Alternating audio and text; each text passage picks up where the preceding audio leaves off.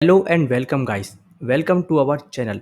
जैसा कि आपने थंबनेल और टाइटल पे पढ़ ही लिया है, आज इस वीडियो के अंदर हम कवर करने वाले हैं एचटीएमएल और सीएसएस के कुछ ऐसे इंटरव्यू क्वेश्चंस को जो कि आपको इंटरव्यू में काफ़ी ज़्यादा पूछे जाते हैं और काफ़ी ज़्यादा लोगों की डिमांड होती है कि कुछ ऐसी वीडियोस लाई जाए चैनल के ऊपर जिनमें जो हम फ्रंट एंड के इंटरव्यू क्वेश्चंस को कवर करें। तो फ्रंट एंड में हमारा क्या-क्या आता है? एचटीएमएल, सीएसएस, जावास्क्रिप्ट और रिएक्ट। आज इस वीडियो में हम जो है एचटीएमएल और सीएसएस के कुछ मोस्ट आस्क्ड इंटरव्यू क्वेश्चंस को कवर करने वाले हैं, जो कि मैंने आप सभी के लिए जो है पूरी रिसर्च करके आप सभी के लिए लेके आया हूँ। और कुछ ऐसे क्वेश्चंस हैं जो कि 100% जो है पूछे ही जाते हैं। गारंटी है कि वो क्वेश्चन आपसे पूछे ही जाएँगे।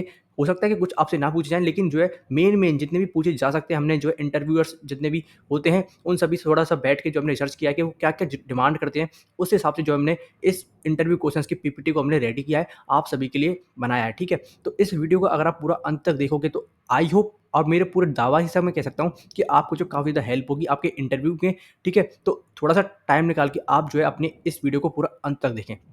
जल्दी से इस वीडियो को शुरू करते हैं। उससे पहले बस मेरी आपसे एक छोटी-सी रिक्वेस्ट है, प्लीज़ इस वीडियो को लाइक और इस चैनल को सब्सक्राइब कर दीजिए। इसी तरह के इंटरव्यू क्वेश्चंस, कोडिंग के रिलेटेड वीडियोज़ आपको हमने जो है मास्टर एचटीएमएल एंड सीएसएस का एक पूरा कोर्स बना रखा है।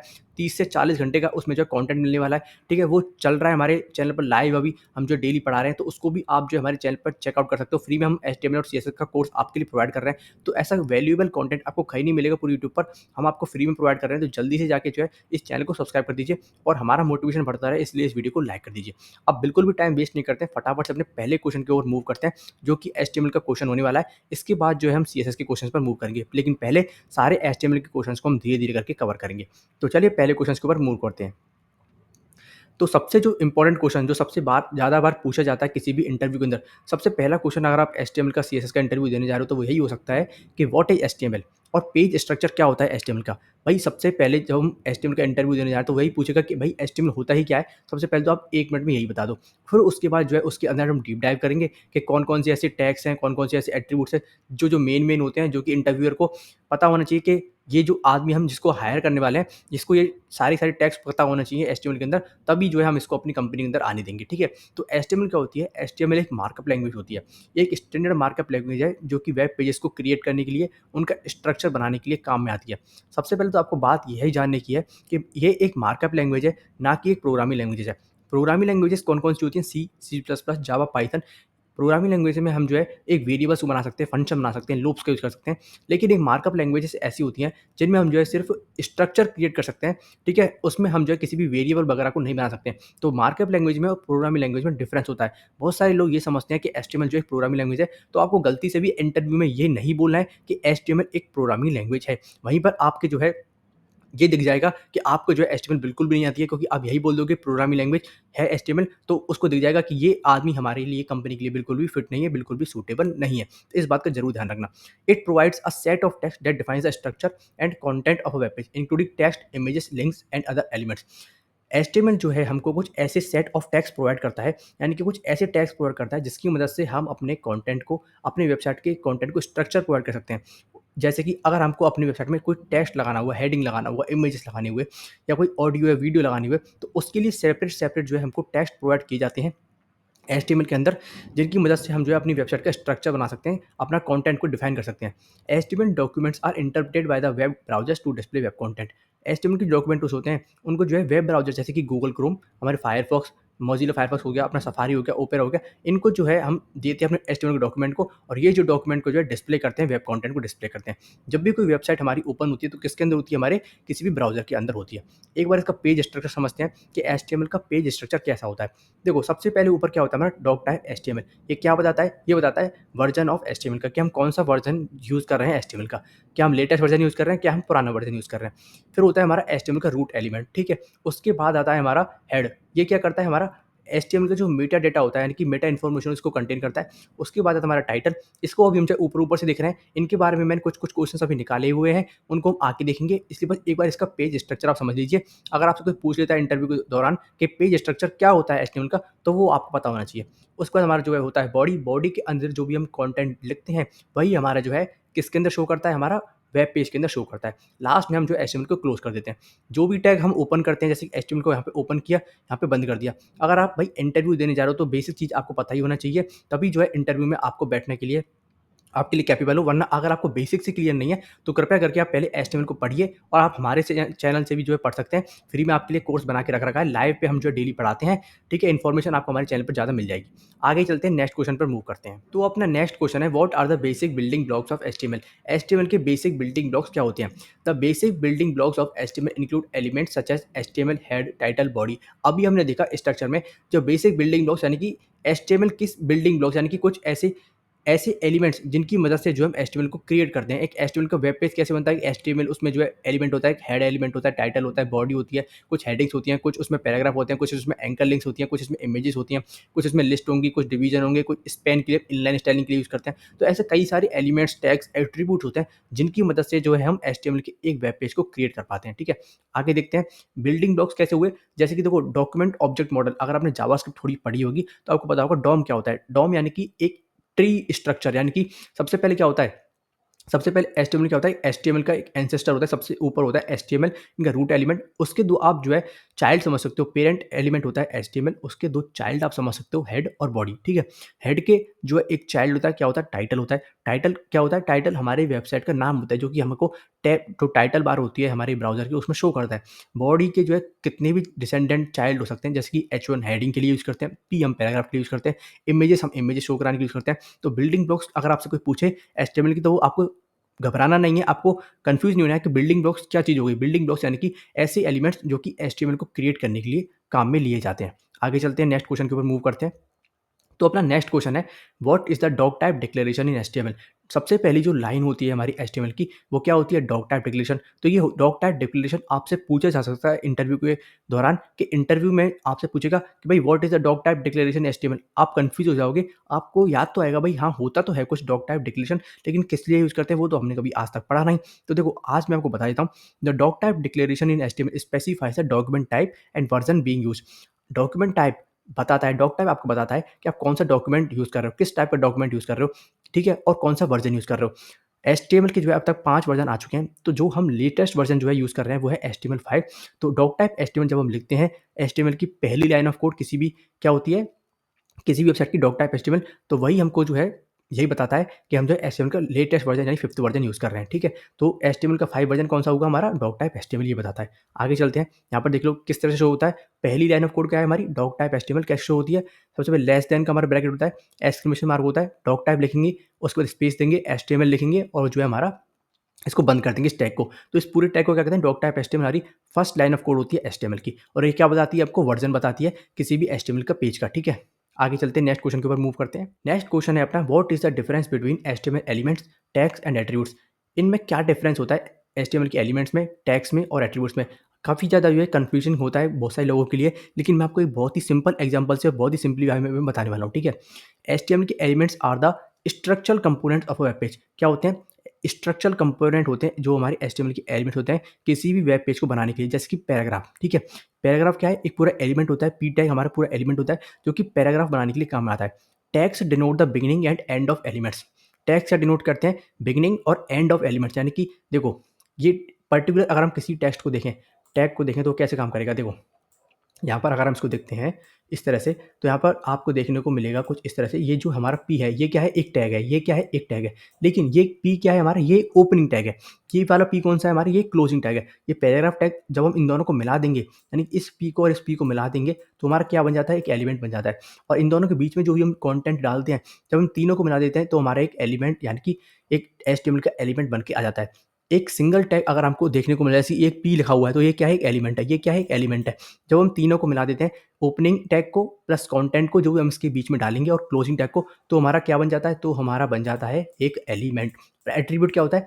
एट्रीब्यूट जो है एडिशनल इन्फॉर्मेशन प्रोवाइड करता है किसी भी एलिमेंट के बारे में। जैसे कि हम जब एंकर टैग पढ़ते हैं तो एचआरईएफ का एक एट्रीब्यूट देते हैं, और एचआरईएफ का एट्रीब्यूट क्या बताता है? लिंक की डेस्टिनेशन बताता है, कि एचआरईएफ के एट्रीब्यूट में जो भी हम लिंक डालेंगे, तो यूज़र जब लिंक पर क्लिक करेगा तो वो किस लिंक पर जो है रीडायरेक्ट होगा। क्या अगर यूज़र amazon.com की लिंक पर क्लिक कर रहा है तो क्या वो amazon.com की लिंक पर ही जाएगा या फिर नेटफ्लिक्स पर चला जाएगा? नहीं, ऐसा नहीं होगा ना। तो एचआरईएफ में जो भी हम डालेंगे www.amazon.com, तो यूज़र जब क्लिक करेगा हमारे अमेज़न वाली लिंक पर तो अमेज़न पर ही रीडायरेक्ट होगा। तो एट्रीब्यूट्स क्या काम करते हैं? एडिशनल इन्फॉर्मेशन एलिमेंट्स को प्रोवाइड करने की काम करते हैं। आगे चलते हैं, आगे देखते हैं आगे क्या होता है। एचटीएमएल टैग्स इनको समझ लेते हैं एक बार एग्जाम्पल से। तो यहाँ पर आपको देखने को मिलेगा क्या देखने को मिलेगा? यहाँ पर आपको देखने को मिलेगा ये टैग का नेम हो गया। सबसे पहले हेडिंग टैग देखो, ये टैग का नेम होता है। एट्रीब्यूट का नेम कैसा होता है? एट्रीब्यूट हमको एक्स्ट्रा इन्फॉर्मेशन प्रोवाइड करता है। देखो इसको हमने क्लास दे रखी है, क्या दे रखी है? एट्रीब्यूट की वैल्यू क्या है? प्राइमरी। तो एट्रीब्यूट का नेम दे दिया, एट्रीब्यूट की वैल्यू दे दी, ठीक है? और ये दोनों को मिला के क्या कहेंगे? इन दोनों को एट्रीब्यूट के नेम और वैल्यू को मिला के क्या कहेंगे? दोनों को एट्रीब्यूट कह देंगे, ठीक है? H1 को क्या कहेंगे? H1 यहाँ से स्टार्ट हो रहा है और यहाँ पे एंड हो रहा है, ठीक है? तो ये क्या हो गया? पूरा स्टार्टिंग टैग हो गया, ठीक है? और HTML का एलिमेंट क्या बनता है? HTML का एलिमेंट इसको पूरे को मिला देंगे, यानी कि स्टार्टिंग टैग को प्लस एंड टैग को जब हम मिला देंगे तो क्या बन जाएगा हमारा? तो क्या बन जाएगा? एक हमारा HTML का एलिमेंट बन जाएगा। इस स्ट्रक्चर को आप आराम से देख सकते हो। ये एक एंड टैग हो गया, ये एक हमारा स्टार्टिंग टैग हो गया। तो टैग तो ये हो गए, ठीक है? टैग क्या हो सकता है? बस जो हमारे एंगुलर ब्रैकेट्स के अंदर जो हमने कंटेंट लिख दिया H1P, तो वो हमारा टैग हो जाता है। जब हम starting tag plus ending tag plus content को बीच में जो भी हमने डाला है उसको हम जो है मिक्स कर देते हैं, तीनों को मिला देते हैं, तो हमारा क्या बन जाता है? तो हमारा बन जाता है एक एलिमेंट, जिसको हम एचटीएमएल का एलिमेंट भी कह देते हैं।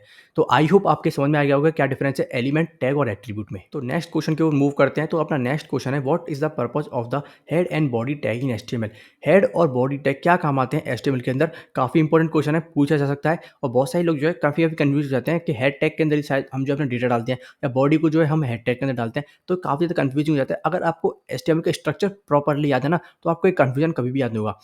आपको समझिए कि हेड टैग क्या कंटेन करता है। सबसे पहले हेड टैग के अंदर हमारा आता है मेटा इन्फॉर्मेशन, जैसे कि डॉक्यूमेंट का टाइटल हो गया। आपको अगर सीएसएस की किसी भी फाइल को लिंक करना है या आपको जो है किसी भी और जेएस की फाइल को भी लिंक कर सकते हैं आप जो है हेड टैग के अंदर ही, लेकिन उसको करते नहीं है। ज़्यादातर जो है हम किसको लिंक करते हैं? अपनी सीएसएस की फाइल को लिंक करते हैं, स्टाइल शीट्स को लिंक कर सकते हैं, ठीक है? और मेटा डेटा यानी कि एसईओ वगैरह में जब आप करोगे ना अपनी वेबसाइट का, तो आपकी वेबसाइट का डिस्क्रिप्शन, टाइटल जो भी होता है वो सभी किसके अंदर आता है? वो अपना हेड टैग के अंदर डाला जाता है, ठीक है? ये जो कंटेंट होता है ये कभी भी वेब पेज पे शो नहीं करता, क्योंकि वेब पेज पे सिर्फ वही कंटेंट शो करता है जो कि हम बॉडी टैग के अंदर डालते हैं। और बॉडी टैग क्या करता है? ये body tag encloses the visible content of the web page. जो भी वेब पेज में हम शो कराना चाहते हैं उस कंटेंट को हम किसके अंदर डालते हैं? बॉडी टैग के अंदर। जैसे कि टेक्स्ट हो गए, इमेजेस हो गई, लिंक्स हो गई, और जितने भी एलिमेंट्स होते हैं जो कि हमको एचटीएमएल प्रोवाइड करता है, जिनको हम ब्राउज़र विंडो पे डिस्प्ले कराना चाहते हैं, उन सभी को हम बॉडी टैग के अंदर डालते हैं। ठीक है? जैसे कि यहाँ पे इस इमेज में आप समझने की कोशिश कीजिए। सबसे पहले क्या हुआ, हेड टैग आ रहा है, हेड टैग के अंदर हमने क्या कर रखा है? स्टाइल टैग डाल दिया। तो अपनी जो स्टाइल को हम यहीं पे लिंक कर सकते हैं, या फिर जो है हम स्टाइल को यहीं पे खुद ही लिख सकते हैं, यानी कि इंटरनल सीएसएस भी लिख सकते हैं, हम एक्सटर्नल सीएसएस भी इसमें लिंक कर सकते हैं। फिर हम टाइटल आ गया, तो 2 चीज़ तो हमने देख ली, स्टाइल भी आ सकती है, टाइटल भी आ सकता है, ठीक है? फिर हमारा बॉडी है, देखो बॉडी टैग कहाँ से शुरू होता है? हमारा हेड टैग जब हम बंद कर देंगे यहाँ पे, हेड टैग हमने बंद कर दिया, तो यहाँ से अपना जो है बॉडी टैग जो है हमारा स्टार्ट हो चुका है। ये इस पूरे के अंदर जो है हमारा बॉडी टैग है, ठीक है? ये हमारा पूरा बॉडी टैग है। इसके अंदर जो है anchor link, images, heading, paragraph कुछ भी हम जो है कंटेंट डाल सकते हैं। तो काफ़ी जो है आपको समझने वाली बात है इसमें। इतना भी कोई हार्ड एंड फास्ट नहीं है, बस आपको इसमें नॉर्मल चीज़ें इसमें समझनी है। स्ट्रक्चर आप एक बार समझ गए एचटीएमएल का, तो आपके लिए जो है सब कुछ जो है आसान हो जाती है, ठीक है? अपना नेक्स्ट क्वेश्चन है, what is the difference between block level elements and inline elements? आपने कई बार सुना होगा एचटीएमएल के अंदर कुछ ब्लॉक लेवल एलिमेंट्स होते हैं, कुछ इनलाइन एलिमेंट्स होते हैं। तो इनमें मेन डिफरेंस होता क्या है? आज उसके बारे में पढ़ ही लेते हैं, ढंग से समझ लेते हैं। ये क्वेश्चन आपसे पूछा जा सकता है, काफ़ी इंपॉर्टेंट है। हमने सिर्फ वही क्वेश्चन पिकअप किए हैं जो कि इंटरव्यू में काफ़ी ज़्यादा जो है पूछे जाते हैं और जो कि काफ़ी ज़्यादा इंपॉर्टेंट है और मेन है, ठीक है? तो block level elements start on a new line and occupy the full width available. Block level elements ऐसे एलिमेंट्स होते हैं जैसे कि पैराग्राफ और हेडिंग। कैसे एलिमेंट होते हैं? जो कि नई लाइन से स्टार्ट होते हैं, कभी भी जो है वो एक उसी लाइन से स्टार्ट नहीं होते हैं जहाँ पे कंटेंट जो है खत्म हुआ है। वो हमेशा अपनी एक नई लाइन को से स्टार्ट होंगे और जो है पूरी की पूरी विड्थ को, अवेलेबल जितनी भी उनके पास विड्थ होगी ना, उससे ज़्यादा विड्थ को ऑक्यूपाई करने की कोशिश करेंगे। अगर हमारा 5 वर्ड का कंटेंट है और वो अगर थोड़े से जगह में ही आ सकता है, लेकिन ब्लॉक लेवल एलिमेंट क्या करेगा? उसको पूरी की पूरी सिंगल लाइन की विड्थ को ले लेगा। They create a block of content, आगे का जितना भी कंटेंट है उसको ब्लॉक कर देगा, इसलिए इसको जो है ब्लॉक लेवल एलिमेंट्स कहते हैं। इनलाइन एलिमेंट्स क्या होते हैं? ये कभी भी जो है नई लाइन पे स्टार्ट नहीं होते हैं and only occupy the width necessary. ये उतनी ही विड्थ लेते हैं जितनी इनको नेसेसरी है। अगर 5 वर्ड का कंटेंट है, जैसे कि आप समझिए अगर इतना सा कंटेंट है, यानी कि इतना कंटेंट है, ठीक है? ठीक है? यहाँ पे और अगर हम एक ब्लॉक लेवल एलिमेंट का यूज़ कर रहे हैं और अगर लाइन यहाँ पे खत्म हो रही है, ठीक है? तो ब्लॉक लेवल एलिमेंट क्या करेगा? यहाँ से यहाँ तक की पूरी विड्थ को ले लेगा, चाहे कंटेंट उसका इतना ही है। लेकिन एक इनलाइन एलिमेंट क्या करेगा? अगर यहाँ से यहाँ तक उसका कंटेंट है तो वो इतनी ही विड्थ लेगा, बाकी की जगह को दूसरे एलिमेंट के लिए छोड़ देगा। तो यहाँ पे हम कुछ और कंटेंट डाल सकते हैं, यहाँ पे कुछ और कंटेंट ले सकते हैं, यहाँ पे और कुछ कंटेंट ले सकते हैं। तो आई होप आपकी जो समझ में आ गया होगा इनलाइन एलिमेंट और ब्लॉक लेवल एलिमेंट में क्या डिफरेंस होता है। ठीक है? स्पैन क्या होता है? एक ब्लॉक लेवल एलिमेंट नहीं होता है, एक इनलाइन एलिमेंट होता है। They flow within the document and in line with the surrounding text, ठीक है? ये डॉक्यूमेंट के जो है कंटेंट में फ्लो कर जाते हैं। अब इसके एक और जो एग्जांपल के तौर पर हम इसको देख लेते हैं। जैसे कि यहाँ पर आप देखिए आप सभी, यहाँ पे हमने क्या किया है, यहाँ पर आप देखिए एक ब्लॉक लेवल एलिमेंट कौन-कौन से होते हैं, पैराग्राफ हो गया, अपना हेडिंग हो गया, अपना यूएल हो गया, अपना एचआर टैग यानी कि अपना जो है हॉरिजॉन्टल लाइन जिससे हम क्रिएट करते हैं, ये सभी क्या है अपने एक ब्लॉक लेवल एलिमेंट्स हैं।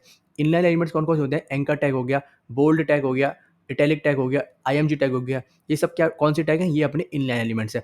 दोनों का स्ट्रक्चर देखिए, ब्लॉक लेवल एलिमेंट्स क्या करते हैं, यहाँ से कंटेंट शुरू हुआ तो पूरी की पूरी विड्थ को ले रहा है, यहाँ से पूरी विड्थ ले रहा है, यहाँ से पूरी विड्थ ले रहा है, यहाँ से पूरी विड्थ ले रहा है। लेकिन इसी के कॉन्ट्रास्ट में इनलाइन एलिमेंट्स क्या कर रहे हैं, थोड़ी-थोड़ी विड्थ ले रहे हैं भाई। अगर इतना सा कंटेंट है तो इतनी विड्थ ले रहे हैं, इतना कंटेंट है तो इतनी ले रहे हैं। अपनी-अपनी जो है एक ही लाइन में आ रहे हैं, ठीक है? एक ही लाइन में आ रहे हैं और ब्लॉक लेवल एलिमेंट्स क्या कर रहे हैं, अगर एक पैराग्राफ बना रहे हैं तो पैराग्राफ में चाहे कितना भी कंटेंट हो, वो जो है एक नई लाइन से स्टार्ट ही होगा और पूरी-पूरी विड्थ को लेगा। लेकिन इनलाइन एलिमेंट क्या करेगा, अगर इतना सा कंटेंट है तो इतनी जगह ले लेगा, आगे की जगह जो है नेक्स्ट जो है कंटेंट जिसमें हम प्रोवाइड करेंगे नेक्स्ट एलिमेंट के लिए छोड़ देगा। तो ये डिफरेंस होता है एक ब्लॉक लेवल एलिमेंट में और एक जो है हमारे किसमें, इनलाइन एलिमेंट में। ठीक है? फटाफट से इनको जो हटा देते हैं और नेक्स्ट क्वेश्चन के ऊपर मूव करते हैं अपने। यहाँ पे देखिए नेक्स्ट क्वेश्चन क्या कहता है अपना, नेक्स्ट क्वेश्चन अपना कहता है what are the T head, T body and T foot tags used for. आपने जब भी टेबल बनाई होगी तो इन टैग्स के बारे में सुना ही होगा कि एक टी हेड होता है, एक टी बॉडी होती है, एक टी फुट होता है। तो इन तीनों का डिफरेंस क्या होता है, इन सभी के बारे में देख लेते हैं। The T head tag defines a set of rose that constitute the header of a table. क्या, जब आप टी हेड टैग का यूज़ करेंगे तो एक सेट ऑफ रोज बना देगा जो कि कॉन्स्टिट्यूट करेंगे हेडर ऑफ द टेबल। जो भी आपकी टेबल का हेडर होगा ना, उसको आप किसके अंदर डालते हो, टी हेड के अंदर डालते हो। The T body tags groups the body content of a table. जो भी आपकी टेबल का कंटेंट होगा जो कि आपको शो कराना है अपनी बॉडी के अंदर, उसको आप टी बॉडी के अंदर डालते हो, ठीक है। The T foot tag defines a set of row that constitute the footer of a table. आपको अपनी टेबल का फुटर क्रिएट करने के लिए आप किसका यूज़ करोगे, टी फुट टैग का यूज़ करोगे। They help organize and structure table content in HTML. ठीक है, ये अगर आप जब टेबल बनाओगे तो आपके कंटेंट को स्ट्रक्चर प्रोवाइड करने के लिए, ऑर्गेनाइज वे में दिखाने के लिए आप किसका यूज़ कर सकते हो, टी हेड का, टी बॉडी का और टी फुट का। एक एग्जांपल के तौर पर यहाँ पे देखते हैं। तो यहाँ पे देखिए एक हमारे पास टेबल है, यहाँ पर क्या हो रहा है, एक टेबल है। इस टेबल में क्या है, देखो आपको मिल जाएंगी 1 2 3 4, 4 तो आपको इसमें रो मिल जाएंगी, 1 2 और 3 और इसमें आपको चौथी जो है 4 रो मिल जाएंगी। ठीक है, ये 4 रो आपको मिल गई। ठीक है, 4 रो मिल गई। इसमें आपको 4 कॉलम मिल जाएंगे, 1 2 3 और ये 4 आपको। ठीक है, इसमें 4 कॉलम मिल गए। ये भी हमने देख लिया, 4 कॉलम आपको इसमें मिल गए। अब इसमें टी हेड का कब यूज़ हो रहा है, तो आपको जो है ये देखना मिल रहा होगा, जो ये पहला कॉलम है ना, ये जो पहला कॉलम है, ये क्या है, हमारा टी हेड है, जो कि आपको स्लाइटली जो है आपको थोड़ा-सा इसमें व्हाइट और ये ऑरेंज का जो इस कलर का मुझे नाम नहीं पता, जो भी कलर से हो रहा है ना, वो क्या है, हमारा टी हेड है, जिसमें एरो दिखा रहा है। टी बॉडी क्या है, जो भी हमने ये कॉलम बना रखे हैं ना, ये हमारा जो है टी बॉडी है, ठीक है। और लास्ट में हमारा टी फुट क्या है, जो भी हमने लिख रखा है टी फुट, जैसे कि ये देखो हमारी दोनों सेक्शन क्या हो गया, ये टी बॉडी हो गया, ठीक है। ये हमारा जो लास्ट वाला सेक्शन क्या हुआ, ये हमारा जो है टी फुट हो गया, ठीक है। ये हमारा टी बॉडी हो गया और ये वाला सेक्शन क्या हो गया, ये हमारा जो है टी हेड हो गया, ठीक है। तो टी हेड में क्या कर सकते हैं, किसी भी टेबल का हेडर डिफाइन करते हैं, टी बॉडी में उसका कंटेंट और टी फुट में क्या करेंगे, उसका लास्ट में जो टोटल वगैरह जो हम टेबल का लगाते हैं ना, तो वो हम किस में लगा सकते हैं, टी फुट में उसको हम डिफाइन कर सकते हैं। तो चलते हैं फटाफट से नेक्स्ट क्वेश्चन की ओर। तो अपना नेक्स्ट क्वेश्चन है, what is the purpose of the col span and row span attributes in the TD and TS text. Col span and row span, जब भी आप टेबल बनाओगे ना, तो आपको ये जो है यूज़ करने ही होंगे अगर आप एक अच्छी टेबल बनाना चाहते हो। एक अच्छी टेबल का स्ट्रक्चर कॉल स्पैन या रो स्पैन से आप डिफाइन करना चाहते हो। तो टीडी यानी टेबल डेटा और टीएच यानी कि टेबल हेड में आप इसको जो है डिफाइन कर सकते हो। कैसे, that col span attribute in the TD and TH tags specified the number of columns of a cell should span. ठीक है, ये बताता है कि आपको कॉल स्पैन बताएगा कि कितने कॉलम्स आपको जो है लेना चाहिए आपका एक सेल, ठीक है। कैसे, एक एग्जांपल के तौर पर अभी देखेंगे। और रो इसमें बताएगा कि कितनी रोज़ जो है वो लेना चाहिए एक सेल, ठीक है, कितनी रोज़ लेना चाहिए, 1 रो, 2 रो, 3 रो, ठीक है। They these attributes allow for merging cells horizontally और vertically, the creating more complex table structures in HTML. अगर आपको अपने एचटीएमएल के अंदर एक कॉम्प्लेक्स टेबल स्ट्रक्चर क्रिएट करना है, तो ये टैग्स आपको, ये एट्रीब्यूट्स आपको पता ही होने चाहिए, col span and row span. ये क्या करते हैं, सेल्स को मर्ज करने के काम करते हैं, ठीक है। एक ही कंटेंट है आपके पास, लेकिन आप एक सेल को 2-3 सेल के अंदर जो है आप मर्ज करना चाहते हो हॉरिजॉन्टली और वर्टिकली, तो आप कॉल स्पैन और रो स्पैन का यूज़ कर सकते हो। कैसे, एक एग्जांपल के तौर पर देखिए यहाँ पर देखिए, ये कितने रो और कितने कॉलम की ये टेबल है, वो सबसे पहले समझने की कोशिश कीजिए। तो यहाँ पर देखिए 1 2 3 और 4, ये 4 तो इसमें जो है रो है और कॉलम्स कितने हैं, 1 2 आपको देखने मिलेंगे, 1 2 3 4 और 5, इसमें जो है 5 वो है कॉलम्स और 4 इसमें रो है, 1 2 3 4। तो पहले वाली जो है अपने रो है, पहली वाली रो में क्या कर रखा है, कॉल स्पैन। देखो ये कॉल स्पैन क्या हो रहा है, 5 का कॉलम स्पैन इसको दे रखा होगा, तभी इसने जो है पाँचों कॉलम्स की जगह ले रखी है। रूम टैरिफ जो ये वर्ड है ना, ये रूम टैरिफ इसने क्या कर रखा है, 5 कॉलम्स की जगह ले रखी है, 5 सेल्स की, इसलिए इसको कॉल स्पैन 5 इसमें प्रोवाइड किया गया होगा, ठीक है। रो स्पैन क्या करता है, रो स्पैन में क्या होगा, 2 रो बना रखी है, तो पहली रो की तो रूम टैरिफ ने ली, बाकी जो दूसरी से लेके जो है हमारी चौथी रो तक है 2, 3, 4, तो इसमें क्या कर रहा होगा, इसकी जो रो स्पैन है वो 3 कर रखी होगी, तो इसमें 3 रो का जो है कंटेंट ले रखा है रूम टाइप ने। तो इस तरह से हम जो है कॉल स्पैन और रो स्पैन का किस लिए यूज़ करते हैं, मर्ज करने के लिए यूज़ करते हैं। 3 इसमें रो को मर्ज कर दिया, इसमें 5 कॉलम्स को इसमें मर्ज कर दिया। तो कॉल स्पैन और रो स्पैन जो है काफ़ी अच्छे एट्रीब्यूट्स हैं, आपको काफ़ी ज़्यादा यूज़ आएँगे टेबल टैग के अंदर। नेक्स्ट अपना क्वेश्चन है, what is the purpose of the form tag in HTML? HTML में फॉर्म टैग का क्या पर्पज़ होता है और उसको हम क्यों यूज़ करते हैं? The form tag in HTML is used to create an interactive area that can contain form elements like input fields, buttons, checkbox etcetera. Form tag क्यों यूज़ करते हैं? जब भी आपको अपने एचटीएमएल के पेज पर आपको साइन अप का पेज बनाना हुआ या लॉगिन का पेज बनाना हुआ या फिर कोई ऐसा फॉर्म बनाना हुआ जिससे आप यूज़र से कोई इनपुट लेना चाहते हो, तो आप इनपुट फील्ड्स का यूज़ करते हो, जैसे कि बटन, चेकबॉक्स हो सकते हैं, रेडियो बटन हो सकते हैं, कोई टेक्स्ट एरिया हो सकता है, ठीक है? तो इनको आपको अगर यूज़ करना है तो हम फॉर्म का यूज़ करते हैं, क्योंकि हमको अपनी वेबसाइट में यूज़र से इनपुट लेना पड़ सकता है, उसका ईमेल आईडी लेना लेना हो चाहो हम, चाहे उसका पासवर्ड लेना हो उससे, ठीक है? चाहे उसका नाम वगैरह, उसका एड्रेस वगैरह लेना हो, तो इसको हम किससे बना सकते हैं? इसको हम फॉर्म टैग से बनाते हैं। It allows user to input data which can be submitted to a server for processing, ठीक है? यूज़र से कुछ डेटा लेते हैं जो कि सर्वर को हम प्रोवाइड करते हैं प्रोसेसिंग के बाद, ठीक है? Such as submitting user information और परफॉर्मिंग सर्चेज़ ऑन वेबसाइट, ठीक है? यूज़र की कोई इन्फॉर्मेशन है जिसको हम लेना चाहते हैं, तो हम फॉर्म टैग का यूज़ करते हैं। आई होप आपको समझ में आ गया हो। कैसे बनाते हैं? तो देखो, सबसे पहले होता है हमारा फॉर्म, ठीक है? सबसे पहले फॉर्म टैग लिखेंगे, उसको जो है क्लोज़ कर देंगे, ठीक है? सबसे पहले जितने भी टैग हम ओपन करते हैं उसको क्लोज़ आपको ध्यान से कर देना होता है। उसके बाद क्या होता है, फील्ड सेट का हम यूज़ कर सकते हैं, लेजेंड का यूज़ कर सकते हैं। इसके लिए मैंने एक सेपरेट क्वेश्चन बनाया है, उसको हम बाद में देखेंगे, ठीक है? पहले आप समझ लीजिए फॉर्म टैग कैसे बना रहे हैं। इसमें इनपुट लिया, इनपुट में टेक्स्ट टेक्स्ट नाम का एक इसको इनपुट बना रहे हैं, जिसमें हम जो है यूज़र से कोई उसका नेम लेना चाहते हैं, तो उसका जो है हमने नेम नाम का एट्रीब्यूट बना लिया, ठीक है? उसका लेबल दे दिया, अगर उसकी ईमेल लेना चाहते हैं, उसकी टाइप ईमेल दे दी, उसका पासवर्ड लेना चाहते हैं, पासवर्ड का बना लिया, कन्फर्म पासवर्ड का बना लिया, उसका जेंडर पता लगाना चाहते हो, 3 जेंडर के हमने क्या किया, इसमें हम जो है रेडियो बटन बना लिया। तो आई होप आपको जो है फॉर्म टैग समझ में आ गया होगा। फॉर्म टैग इसलिए यूज़र से कोई इन्फॉर्मेशन अगर हमको लेनी, कोई डेटा हमसे यूज़र से लेना है, तो हम जो है फॉर्म टैग का यूज़ करते हैं। आगे चलते हैं नेक्स्ट क्वेश्चन की ओर। तो नेक्स्ट क्वेश्चन अपना कहता है, what are some commonly used form elements in HTML?